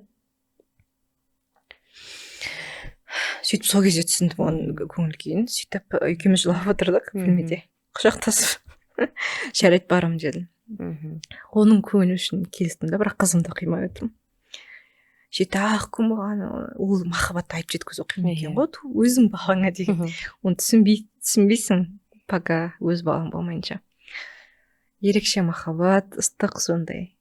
Мәссаған деймін да, өзім таңғалдым. Бұндай махаббат та болады екен ғой Мгм. өмірде. Айтып жеткізе алмайтын, ешқандай Иә. шартсыз барлығы. Мгм. Просто любишь. Мгм. Безусловно. Безусловно. Иә. Сонымен кеттік. Оға дейін үйде бүкіл қайнағам, Дархан өзі мына жақтан врачтарға барған. Мен үйдемін ғой, врачтарға барған, түрі кірмеген адам жоқ. Ар жақтан мен жеңгем, ағам, әкем, мамам барлығы ана жақта іздестіріп жатыр адамдарды. Алматыдан олар, Алматыдан біздің Астанада. Бүкіл ең мықты деген врачтарды іздеп жатыр ғой, енді мынау не екенін хотя бы түсіндіріп беру үшін. Мгм.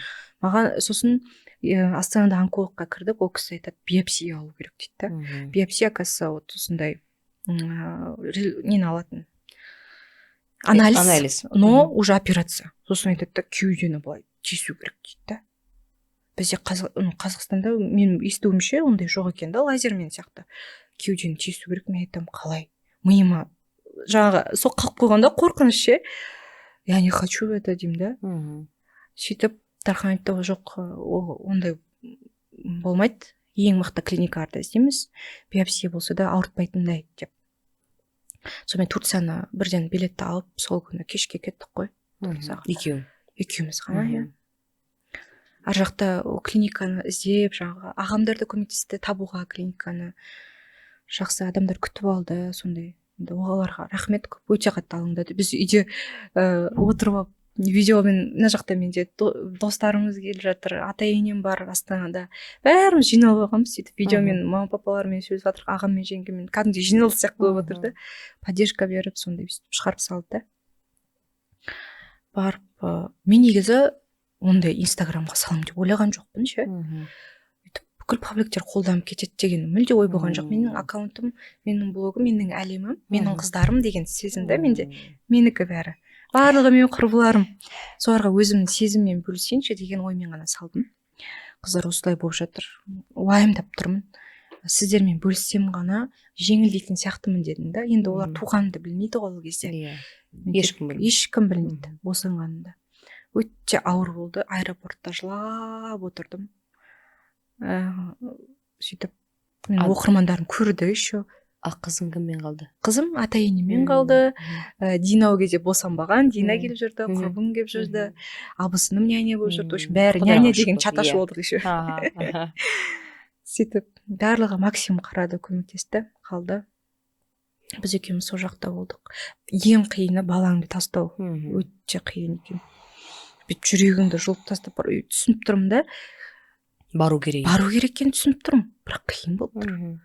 Сондай өте қиын ситуация болды. Сөйтіп бөлісіп, врачтарға тексеріліп, биопсия алды, біраз жүрдік, жүгірдік. Қанша болдыңдар? 15 күн болдық. Мен еще кетер алдында Дархан өзірем, біз қанша күн боламыз ол жақта. Маған четко ол өзі білмейді ғой енді. Тез барамыз, тез келемін деп көндіріп жатыр. Бірақ емделетін болсаң ұзақ болуы мүмкін деп. Одан сайын жылап жатырмын да, баламды көрмеймін деп. Солай операция болды.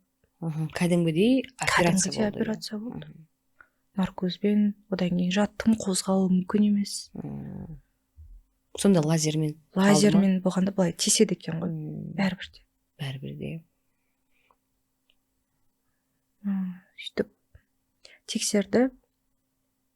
Ең бірінші жаңағыдай не дейді, мен шынымды айтсам әлі ондай аттарында білмейді екенмін да. Қалай деді? Рак дейді ма? Раковые клетки. Мен түсінбедім, в общем. Оның барлығы мен емес сөйлеп жүрген Дархан ғой. Вот соған бірінші тексеріс болды жаңағыдай. Сол врач, онкологқа ең мықты сол. Ең ауыр түр екен ғой ол. Ол жоқ деді. Ондай жоқ, таза. Шүкір деп не істедік. Басқа биопсия тапсырдық. На жақта деді, в общем, кеуде жақта. Онда тексердік, биопсия жаңағы не болды, операция. Содан кейін бәрі таза деді. Яғни бір емес бірнеше органдардан биопсия алды. Иә, бірінші тамақтан былай жүргізді, тағы да одан болмағаннан кейін тағы да дұрыстап тексерейік деп тағы операция жасады. Сонымен уақыт өтіп кетті ғой. Құдайға шүкір, барлығы жақсы, барлығы таза. Иә. Бірақ ол 15 күн, 15 жылда өткен шығар сен үшін. Иә. Просто мен ойымда возможно ол болуы да мүмкін еді да. Возможно. Білмейміз ғой. Құдайға байланысты. Ал күн фая-күн десе, бол десе бола салады ғой. Бол деді, тазартып тастаған шығар мүмкін. Мен білмеймін ғой. Сондай ауыр күндер болғаны жаңағы кейін сол жаққа барғанда осознала. Не екендігін, бұл не ауру, бәрі өткені анандай болып кетті да, бүкіл жаңалықтар шығар. Мен ондайды күткен жоқпын, ондай ниетпен салған жоқпын Инстаграмға. Мүлде біреумен жылап жатқанымды пабликтерге таратады деп. Мен как будто вот менің ғана оқырмандарым көреді. Сен сториске салдың. Сториске салған. Кейін қарасам таралып кетті. Мен ондайды қаламаймын да, негізі ұнатпаймын. Біреудің несін рұқсатсыз өйтіп. Ондай ниетпен салмаған едім. Просто өз сезімдеріммен жеңілдеу үшін. Сөйтіп қиыны жаңағы балам үшін. Енді баламды ойлайсың ғой, неше түрлі ой болады екен ғой. Ертеңгі күні сонда қызымның өскенін көре алмаймын ба мен сонда? Осы мен сонда бітіп қалама? Сонда ойлар болды, иә? Иә, болды. Осымен өмір аяқталды ма? Аяқталды ма, сонда қалай осылай біте салам екен сонда бәрі? Ол кезде мынандай бір ойлар болды ма, әттеген-ай, мынаны үлгермедім, мынаны істемедім, бұны сөйтсем екен. Тек жаңағы мешіт салу деген болды. Ол сондай бір арман Дархан екеумізде сол негізі пландап жүргенбіз ғой. Аяқ асты осылай болды. Мен біз салып үлгермедік қой деймін да. Мен дайынмын ба мүлде? Ақиқат осы екен ғой, өмірдің ақиқаты. Мен мүлде дайын емес екенмін ғой деп. Іште сондай ой болды көбіне. Мынаны үлгермедім, ананы үлгермедім емес. Мен дайынмын ба? Ертең Аллаға жауап беруге. Сосын ең басты түйген нәрсенің бірі мынау болды. Жаңағы айтып отырмын ғой, енді Инстаграмда бөлістім ғой. Неше түрлі адам, неше түрлі пікір жазды ғой. Соны ойлаймын да. Мысалы қандай пікір? Критика айтқан адамдар да болды да. Не деп? Қазір есіме түсірейін, онда еске сақтамаймын. Шамамен. Примерно өзі кінәлі ғой дейді да маған. Өзі Инстаграмға бәрін салады. Көз тиген шығар. Қазақтың сол көз тию. Әркімде иә, конечно, эмпатия адам көп қой. Эмпатия жасап жатқан, түсініп жатқан, қолдап жатқан, сочувствие. Бірақ осындай да пікірде адамдар жоқ болған жоқ. Жоқ емес, бар болды. Біраз болды. Соны ойлаймын да, біз өмір бойы адамдар не ойлайды екен деп өмір сүреміз ғой? Иә. Рас қой? Иә. ал өмірден енді примерно айтып Иә. жатқан өмірден өтейін деп жатсаң да сонда адамдар сені критиковать етіп өтеді екен ғой деймін да. Ашынғаны сол болып та қалай сонда деп енді мен біліп тұрмын ғой результат положительный жақсы Иә. екендігін, Иә. а бірақ анандай болса ше расында. Енді қазір де Мысалы естіп деп. жатырмыз ғой жаңағы громкие деланы. Иә, атын айтпай ақ қояйын, жаңағы салтанат туралы. Иә. Иә, бұнда енді адамдар айтып жатыр ғой, ой өзі кінәлі деп. Иә. Бірақ сені қорлауға, соғуға ешкімнің хақы жоқ. Иә, және өліп бара жатсаң да артынан сөз Сөз таң қалдым, иә. Сол үшін ешкімнің пікіріне мән бермей, ақиқатты біліп, өзің үшін, ең бірінші Алла үшін өмір сүру керек. Ақиқатты аттамай, айтатын адам айтады екен ғой деп, просто түсіндім сол кезде. Болды дедім. Өйткені бәрібір де қазақ болғаннан кейін мынау не айтады екен деп сондай ой болады ғой, бәрібір де. Сол нәрсе жоқ болды. Сөз әр уақытта өледі, сөз әр уақытта ереді. Иә. Баяғыда бір жақынымыз қайтыс болды, директорымыздың театры. Сол кезде біздің апайларымыз, актрисалар кішкене бүйтіп дұрыс орамал тағып, әдемі болып келеді да, өлім сынайды дейді. Сонда мен таңғалатынмын, қалай ол өлім сынайды? Өлімді сынайды деп. Сол сияқты енді әр уақытта адам сыналады әр уақытта. Туысаң, құдай сақтасын. Барлығымыз баратын жеріміз сол ғой, бірақ дегенмен өлсең де, сондықтан да мән бермеу керек деп өзіңе ой түйдім. Шештім. Аха. Әр айтатын адам айта береді Иә. деп. Оны біліп жүрдім ғой, и так-то білетін нәрсе ғой, бірақ андай түсінік болады ғой, осознание, глубокое осознание. Сол кезде келді. Сол кезде болды, иә. Бірақ құдайға шүкір барлығы жақсы болды. Шүкір, иә. Артта қалды. Қызыңмен қауыштың. 15 күннен кейін, иә, 15 күннен көп болды ғой деймін. Мен просто шығармай қойды ол кісілер операциядан кейін. Мен тез қайтқым келді, тез қайтуым керек. Мен түсіндіріп жатырмын, осылай балам бар, енді тудым. Олар шок вообще. 7 күн бұрын туғансыз ба деп түсінбей жатыр да.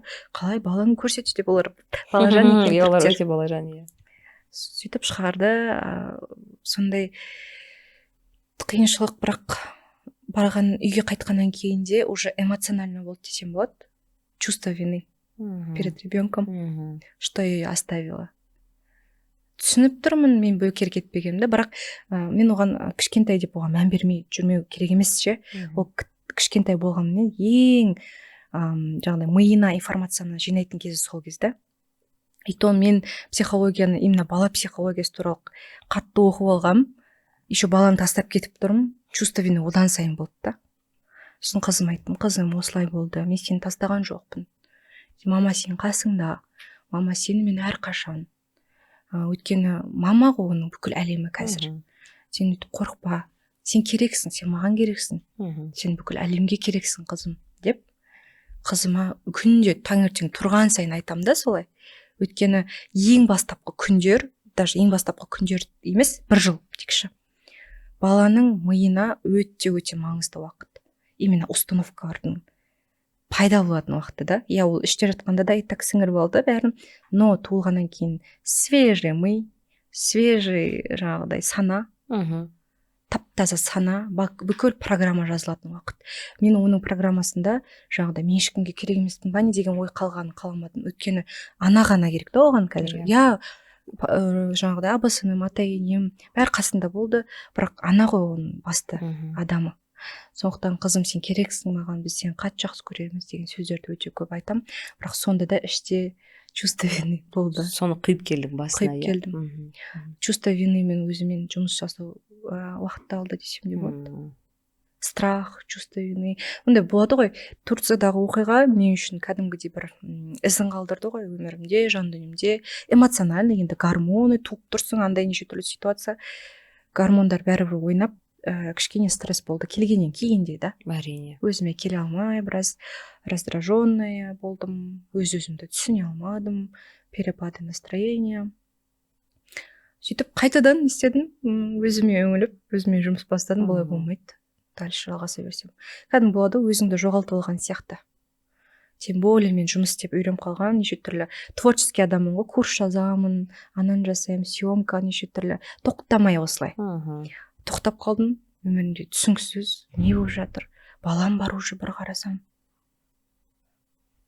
Әйел адамға жалпы оңай емес. Одан бөлек қандай не түйдің осы Турциядан кейін, осы жағдайдан кейін? Бір өлім мен өмірдің арасында енді әрбір әйел босанған кезде осы жағдайда болады. Ол бір нәрсе. Ал енді 7 аптадан, 7 күннен кейін анадай нәрсеге келу, мен сені түсінбеймін. Мен сені түсінемін деп өтірік айтпай ақ қояйын. Мен шынымен де сені түсінбеймін. Ол жердегі бір сезімнің 10%-ын да түсінбеймін. Мен жаңағыдай уайым болды ғой. Сөйтіп айтамын да, іштей өзім білдірткен жоқпын ешкімге өзімнің сезімдерімді, даже күйеуіме де. И менде бірден установка, что менде бәрі жақсы. Бірақ іште қорқыныш қызым үшін болды. Мен Алладан сұрадым тағы, Аллахым, бұл бала сенен ғой, бұл сенікі ғой. Менікі емес ештеңе, маған ештеңе тиесілі емес. Өзің ие бол деген сияқты, өзің қорғашы оны, өзің панаңа алшы қызымды. Барлығын саған тапсырам деген ой болды. Кейін түсінген нәрсем, біраз нәрсе түсіндім негізі, бірақ основной әр сәтті бағалау. Бірінші. Ең бірінші ол ақиқатты әрқашанда естен шығармау. Ол не? Ол өлім. Енді грубо говоря, баратын жеріміз бәріміздің бір. Оны ешқашан естен шығармай өмір сүрсек, нағыз саналы өмір деген сол екен да. Қателіктерді саналы жібермеуге тырысасың. Ешкімге ауыр айтпайсың, рахаттанып өмір сүресің, біреудің сөзіне мән бермейсің. Алланың жолындасың, болды. Басқа не керек? Және осы күнмен өмір сүресің. Осы күнмен, жақындарыңмен. Даже біз Дархан екеуміз сонда еңбекқор жандармыз. Көп жаңағыдай движение дейді ғой. И осы моментте болу деген, еще особенно блогер болсаң. Түсінесіз ғой? Бәрін түсіріп жүру керек, көрсету керек. Ол қиындау. И сол үшін демалғың келеді, мысалы. На моменте болу, здесь сейчас. Соны нақты көрсетіп қойды да, Құдай, тоқтаңдар, өмір бар деген сияқты. Екеуміз бір-бірімізбен жаңағыдай әңгімелесіп, кішкене жұмыс бәрі тоқтап қалды ғой сол моментте, мысалы. Ештеңе керек болмай қалады екен ғой. Әрине ештеңе керек болмайды. Мүлде. Тек қана жан тыныштығың және денсаулығың, иә. И жасаған амалдарың. Иә. Бір қыздар неге Эверестке көтерілген ғой. Сөйтіп ана қыздар көтерілген кезде өзі 4 метрден жоғары гипоксия болады. Ауа болмайды.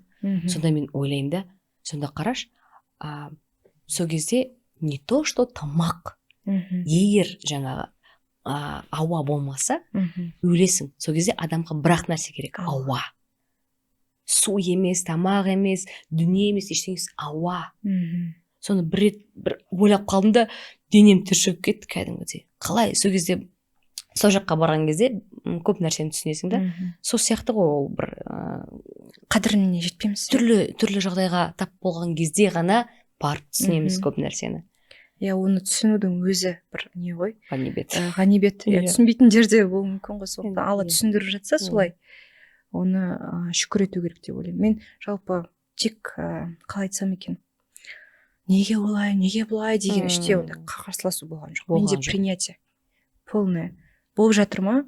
Болу керек болды. Жаңағыдай результат әлі дайын болмаған күннің өзінде мен Құдай не жаздым емес, не кінәм бар емес, жертва болып. Ол Алла ғой, ол ғой барлығын контрольда ұстап отырған. Мен бірдеңе деуге қақым жоқ. Ол жасап отыр ма, ол солай қалады ма? 7 күннен кейін осына ситуацияны болды, болу керек болды. Мен өзімнің сабағымды алу керекпін.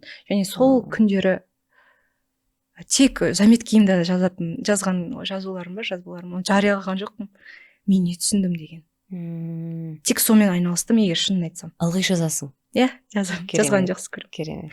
Не түсіндім мен? Осы түйіндерін бәрін жазып отырдым. Одан кейіннен оқисың оның барлығын.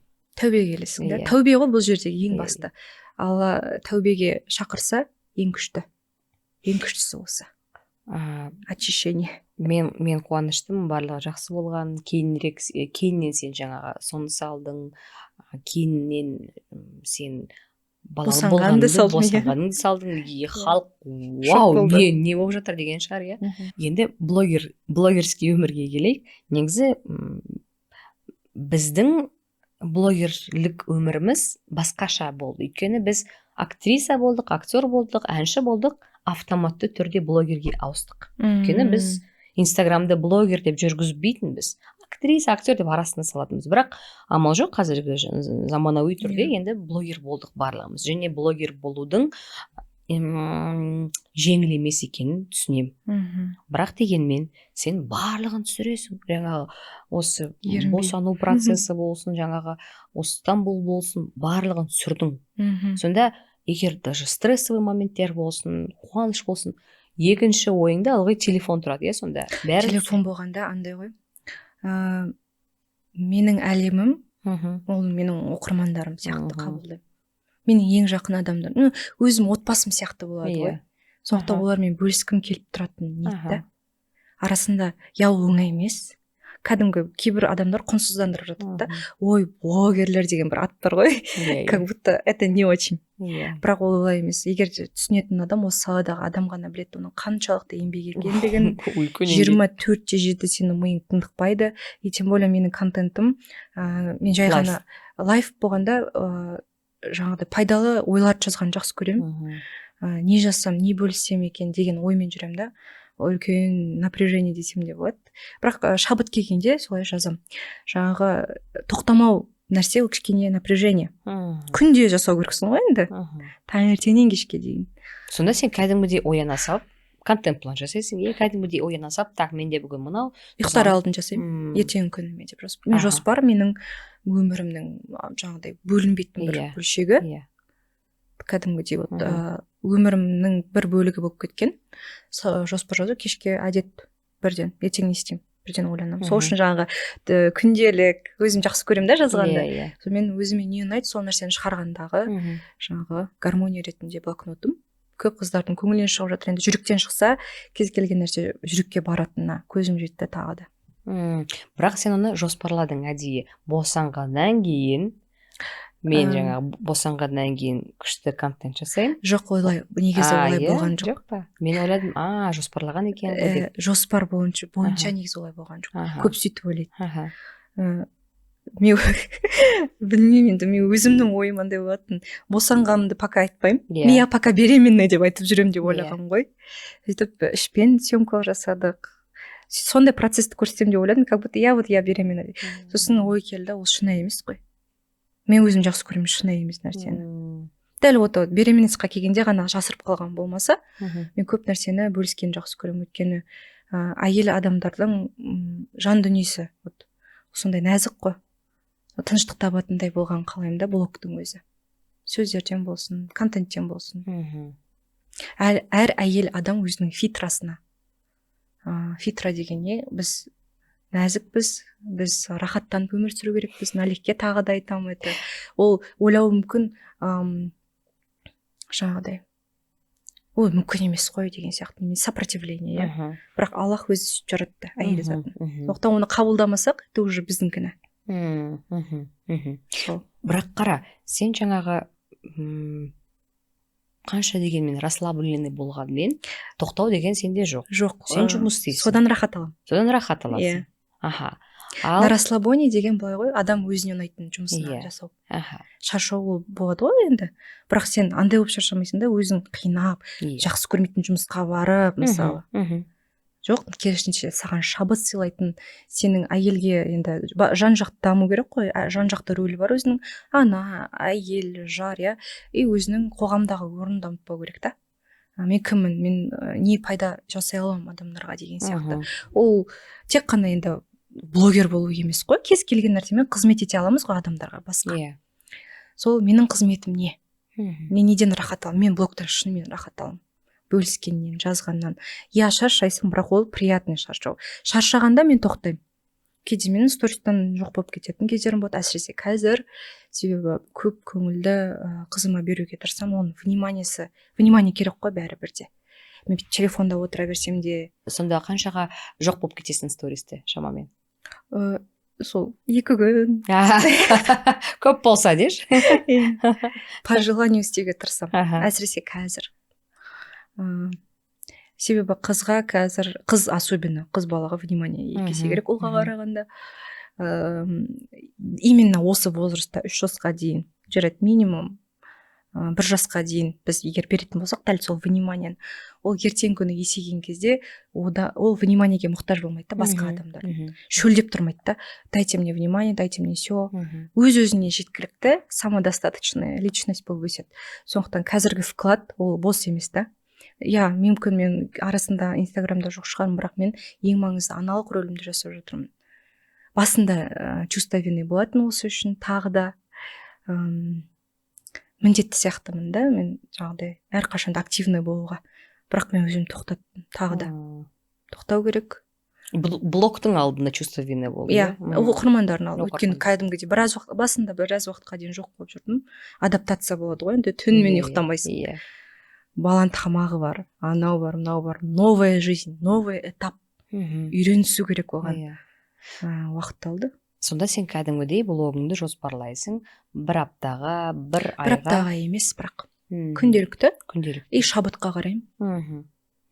Жаңағы, как чувствуешь, солай жасайсың, иә? Сонда сенің блогыңның уникальности неде? Бастапқы, ол ниет қой, иә? Менің ниетім қандай болатын? Бала күнімнен арманым, тіпті жақындарым айтатын, мектеп оқушысы кезімде мен әйелдерге арнаған жеке арна ашқым келеді деп. Ол кезде сол мода болды ғой. Инстаграм жоқ қой.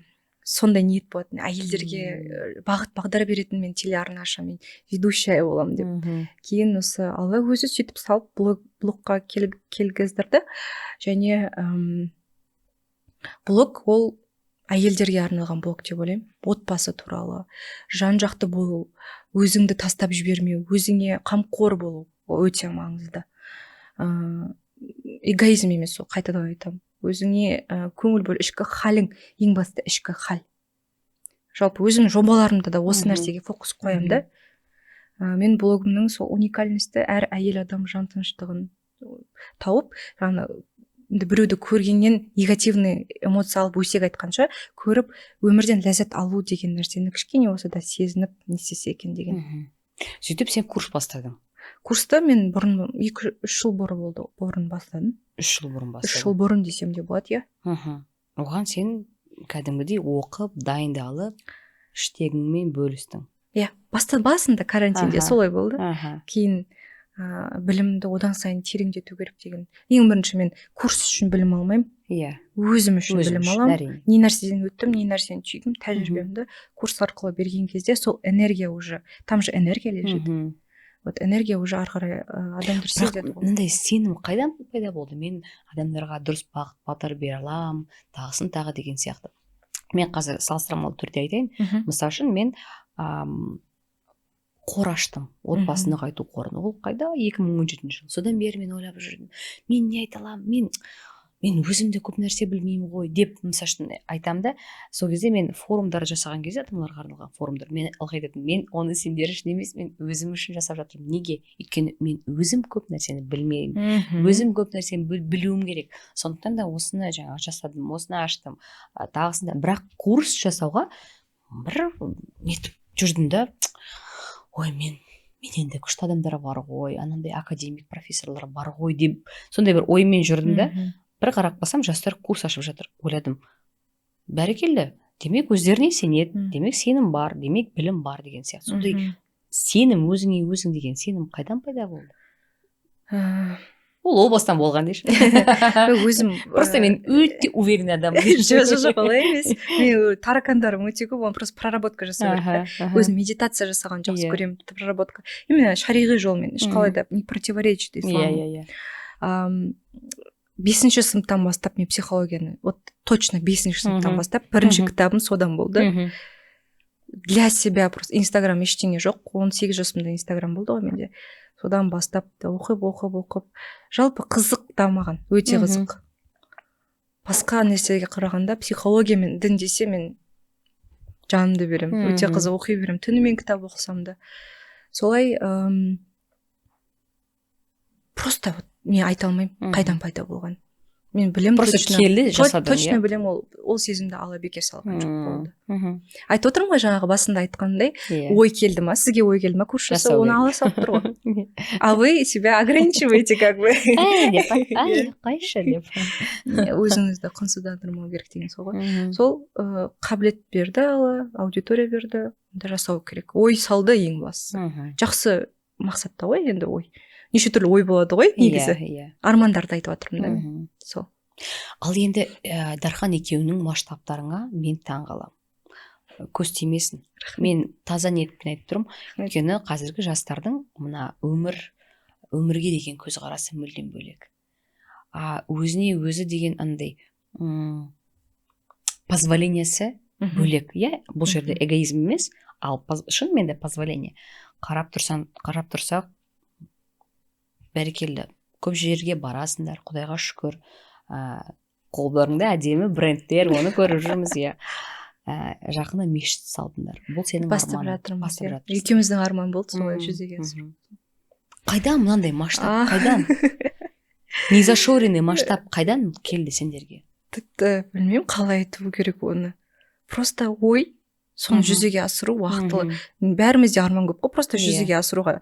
Мен айтып тұрмын, Дархан сондай адам, біздің отношениеде мен жаңағыдай чуть-чуть кейінге қалдырған жақсы көремін, ол на месте все. Мен бір идея айтамын ба? Мен оған ақыл айтпаймын, бүйтсе, сөйтсе. Жоқ, олай емес бізде отношения.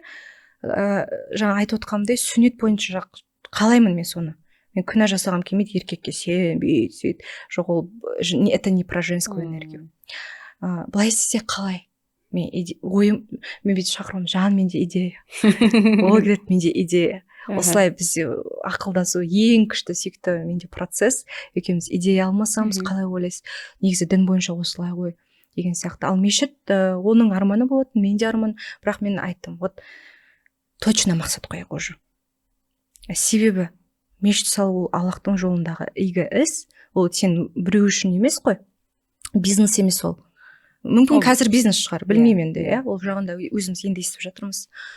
Иә, ол пайдалып келмейді саған ақша жағынан, бірақ ертең ақыретіңді ойлайтын болсаң, жасында ақиқатқа үңілетін болсаң, ол саған таптырмайтын азық. Негізі 3 сауап бар ғой, үздіксіз келіп тұратын, иә.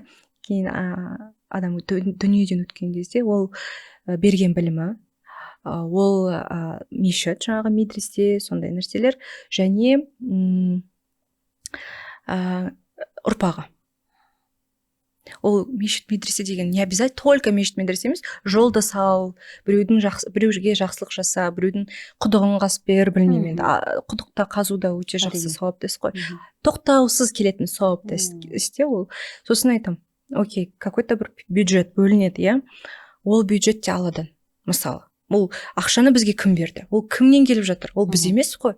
Біз мықты болғаннан сөйтіп табыстау жоқ. Аллах, иә, какой-то бір берді бізге қабілет, соны қолдану арқылы беріп жатқан тек ол. Яғни оған оны қайтарып беру керек.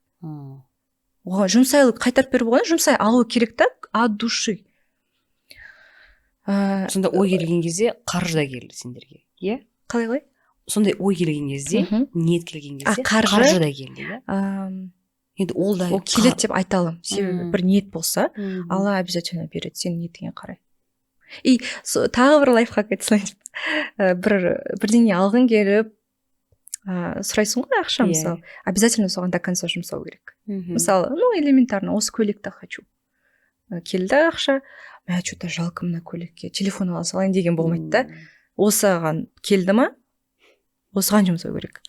Ана телефонға ақша тағы келеді. Әне? Вот. Иә. Дұрыс айтасың. Неге дейсің ба? Менің де мына жерде бір айтарым бар.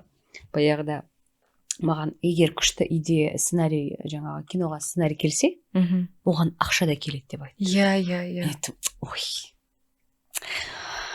Деп ойланып қалдым да, бір енді бүйтіп итерген жоқпын, бірақ дегенмен бір ойланып қалдым да, бірақ бір сенімділік пен сенімсіздіктің арасында бірдеңе болған сияқты. Бірақ сол қашан туасының идеясы келген кезде бірден ақшасы да келді де. Таң қалдым. Әрине ризалығым шексіз болды Құдайға деген. Бірақ қараңыздаршы, қандай қызық, иә? Яғни ниет болды, таза ең бастысы ниеттендім, ой келді, ойға ақша келді. осындай чудолар чудо кәдімгідей чудо ғой бұл күтпеген жерден Иә. солай болады. сөйтіп И бұл жерде игі іс қой сіздің Иә, ниетіңіз иә. мысалы басты Мгм. ниет ол жерде әйелдерге поддержка болып тұр ғой. иә Оны алла көріп тұр ниетіңізді қолдау үшін ақшаны да береді сол сияқты ғой. сол сияқты сендер де мешіт салам деп ниеттенгеніңізде Өзі иә келді келді. мхм. Солай. бірақ бір дау болды Иә ол туралы қазір түсініп тұрмын сіздің айтқыңыз Мгм. келіп тұрғанын мен бірақ Мгм. айтқым келмей тұр. мхм. Себебі біреудің күнәсін әшкерелеуге Мгм. болмайды ғой. Мен блогта да иә мен тағы да эмоциямен шықтым блогқа. Мгм. Оны жасырмаймын. Айтып тұрмын ғой тағы да ойладым. Қыздармен бөлісіп жатырмын эмоциямен, сезімдермен. Бір қайдан білейін басқа пабликтер алып алатын соны. Тағы да сондай болды. Иә, Мхм. неприятно. Түйген нәрсем қалау деген бар ғой бізде. Адамның қалауы бар және Алланың қалауы бар. Мхм. Адамның қалауы кішкентай, сен мысалы осы жерге мешіт саламын деп шештің, қаладың. Бірақ бірдеңе болмай жатса, оны каким-то образом Алла қаламаса ол болмайды да, ол жер мысалы. Бірақ біз мақсат бар. Айтып тұрмын до конца деген бізде Иә. өмірлік ұстаным до конца Мхм. бір істі бастадым ба Иә, до иә. конца. Солай соңына дейін Алла қаласа алып барамыз. Және процесс жүруде. даудың Мен- басы шешілді бастысы процесс Мен бар ғой, Болып онымен жатыр. тек нәтиженің соңында бөліскім келіп тұр ше. Мм. Ешқалай комментарий айтпай. Бірақ мен таң қалғаным өте көп қарсы адамдар болды. Мхм. Мен тек ол жерде айтып тұрған жоқпын, жалпы әлеуметтік желіні айтып тұрмын да. Өте көп қарсы адам. Мен ешкімнің пікірімен таласпаймын. Әркімнің өзінің пікірі бар, оған имеют право. Мхм. Бірақ сонша жаман нәрсе емес қой деймін да. Бір жаңағы клуб соғайын деп жатқан жоқсың ғой сен. Мысалы, элементар. Мхм. Сол енді барлығы жақсы болсын ниеттерің таза ғой бастысы Иә. соңына дейін бар ниетті жаңалап отыру керек та. Не үшін бастадық біз ниетті? Мгм. Аллах үшін бастадық. Болды. Мгм. До конца осы ниет. Ниетті жаңалау деген ең күшті нәрсе. Басқа жаққа кетіп қалмау керек Иә. та. байқағаным блогта көп негатив былай негатив демей ақ қояйын факты мемлекетте болып жатқан жалпы елде болып жатқан әлемде болып жатқан нәрсені айтпайсың Айтпаймын, иә. Иә. Неге ол өзіңнің жаңағы ұстанымың ба ол қалай енді бұл жерде сені әшкерелеп сен Иә, анандайсың деп түсініп тұрған өзім жоқпын бірақ сондаймын, көбінесе бізде былай айтады ой біздің блогерлер үндемей жатыр Иә. айтпай жатыр ойбай неге әртістер үндемей жатыр тек қана блогерге ғана емес Бүкіл Иә, әншілерге, бүкіл оны жаңа түсінемін. медиа адамдарына Иә. байланысты нәрсе Мгм. мен мысалы үшін бұрын жиі салатын айтатынмын ұрандайтынмын бір содан кейін бір әйел айтты маған бір қызымның құрбымның мамасы Мгм.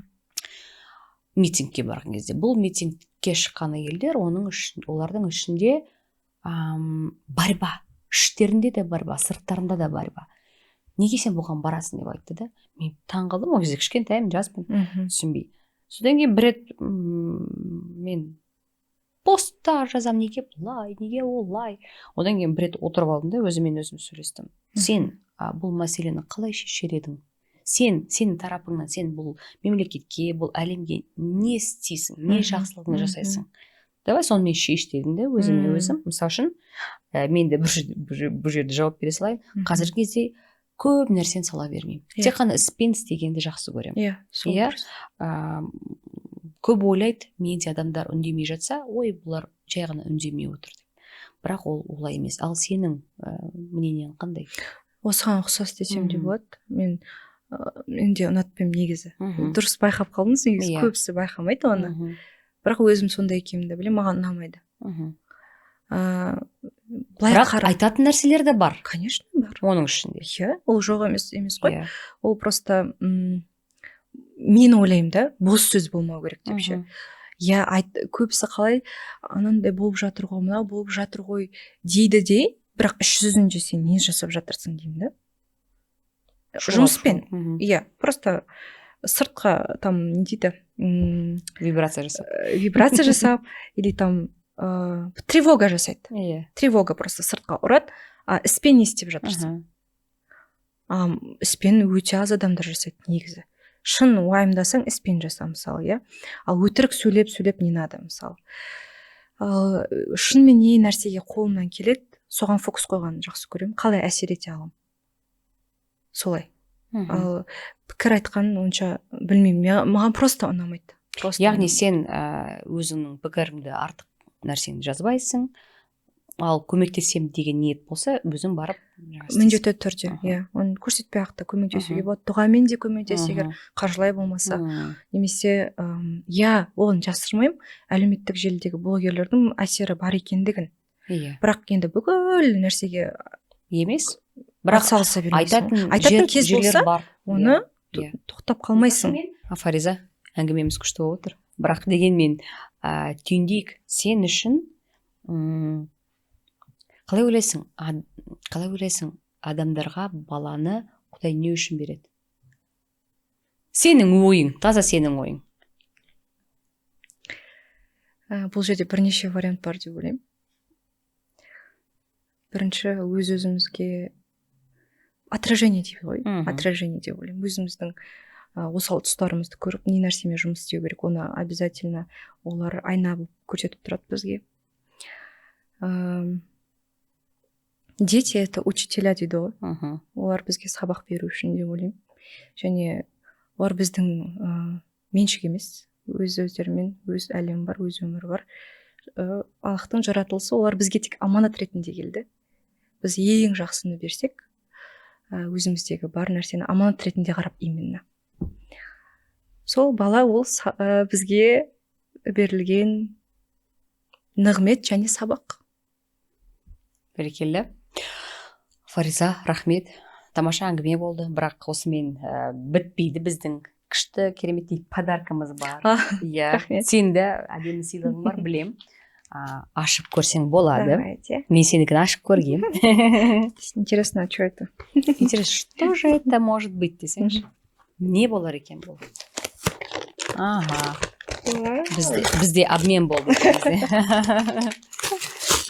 Әне? Ой. Әдемі розовый. Тамаша. Бұл біздің мамский әңгімеміздің ежедневниктері. Еще атым жазылып керек. Еще атын. Еще бетін ашып көрсең болады. Авторский блокнот. Таза авторский блокнот. Мен ылғи айтам. Бұл жерде жазылған ежедневниктің ішіне жазылған тілектер, армандардың барлығы орындалады. Тексерілген, өзімде барлығы орындалды, Құдайға шүкір. Орындалмағаны одан сайын күшті орындалады. Және одан бөлек біздің мамский әңгімеміздің меріштері бар. Ана 24-7 деген, 24-7 әдем болып күшті мамам болып жүр деп тілекшімін. Өзің соңынан көресің, ашарсың. Шақырғандарыңызға көп рахмет. Алғашқы подкаст, алғашқы интервью сіздерден басталып тұр. Сол оқырмандарымыз көбейе берсін. Әмин. Ең басты осы подкаст арқылы, осы жоба арқылы әйел заты өзін ұмытпай, өзіне декретте отырған әйелдерге әсіресе рахаттанып, керемет көңіл күй сыйласын, жаны тыныштық сыйласын деп. Әмин. Енді көрермендер, құрметті көрермендер, сіздерге де сыйлықтарымыз бар. Бұл Фаризаның сыйлықтары, бересіздер ме? Бір емес, үш бокс. 3 бокс, ішінде жаңағыдай менікіндей ежедневник және наборлар бар. Наборлар бар. Ручкасы бар ішінде. Бұл үшеу, ал бұл үшін әдемі комментарий жазу керек. Еш қиыны жоқ, ал комментарийдің тақырыбы осы жаңағы әңгіме барысында айтылған таза ниеттен жасалған бір жобалар болса, мысалы үшін ниеттеніп осыны жасайыншы деген кезде жаңағы қаржы да барлығы да бола кеткен жағдайлар болды ма? Болса жазыңыздар.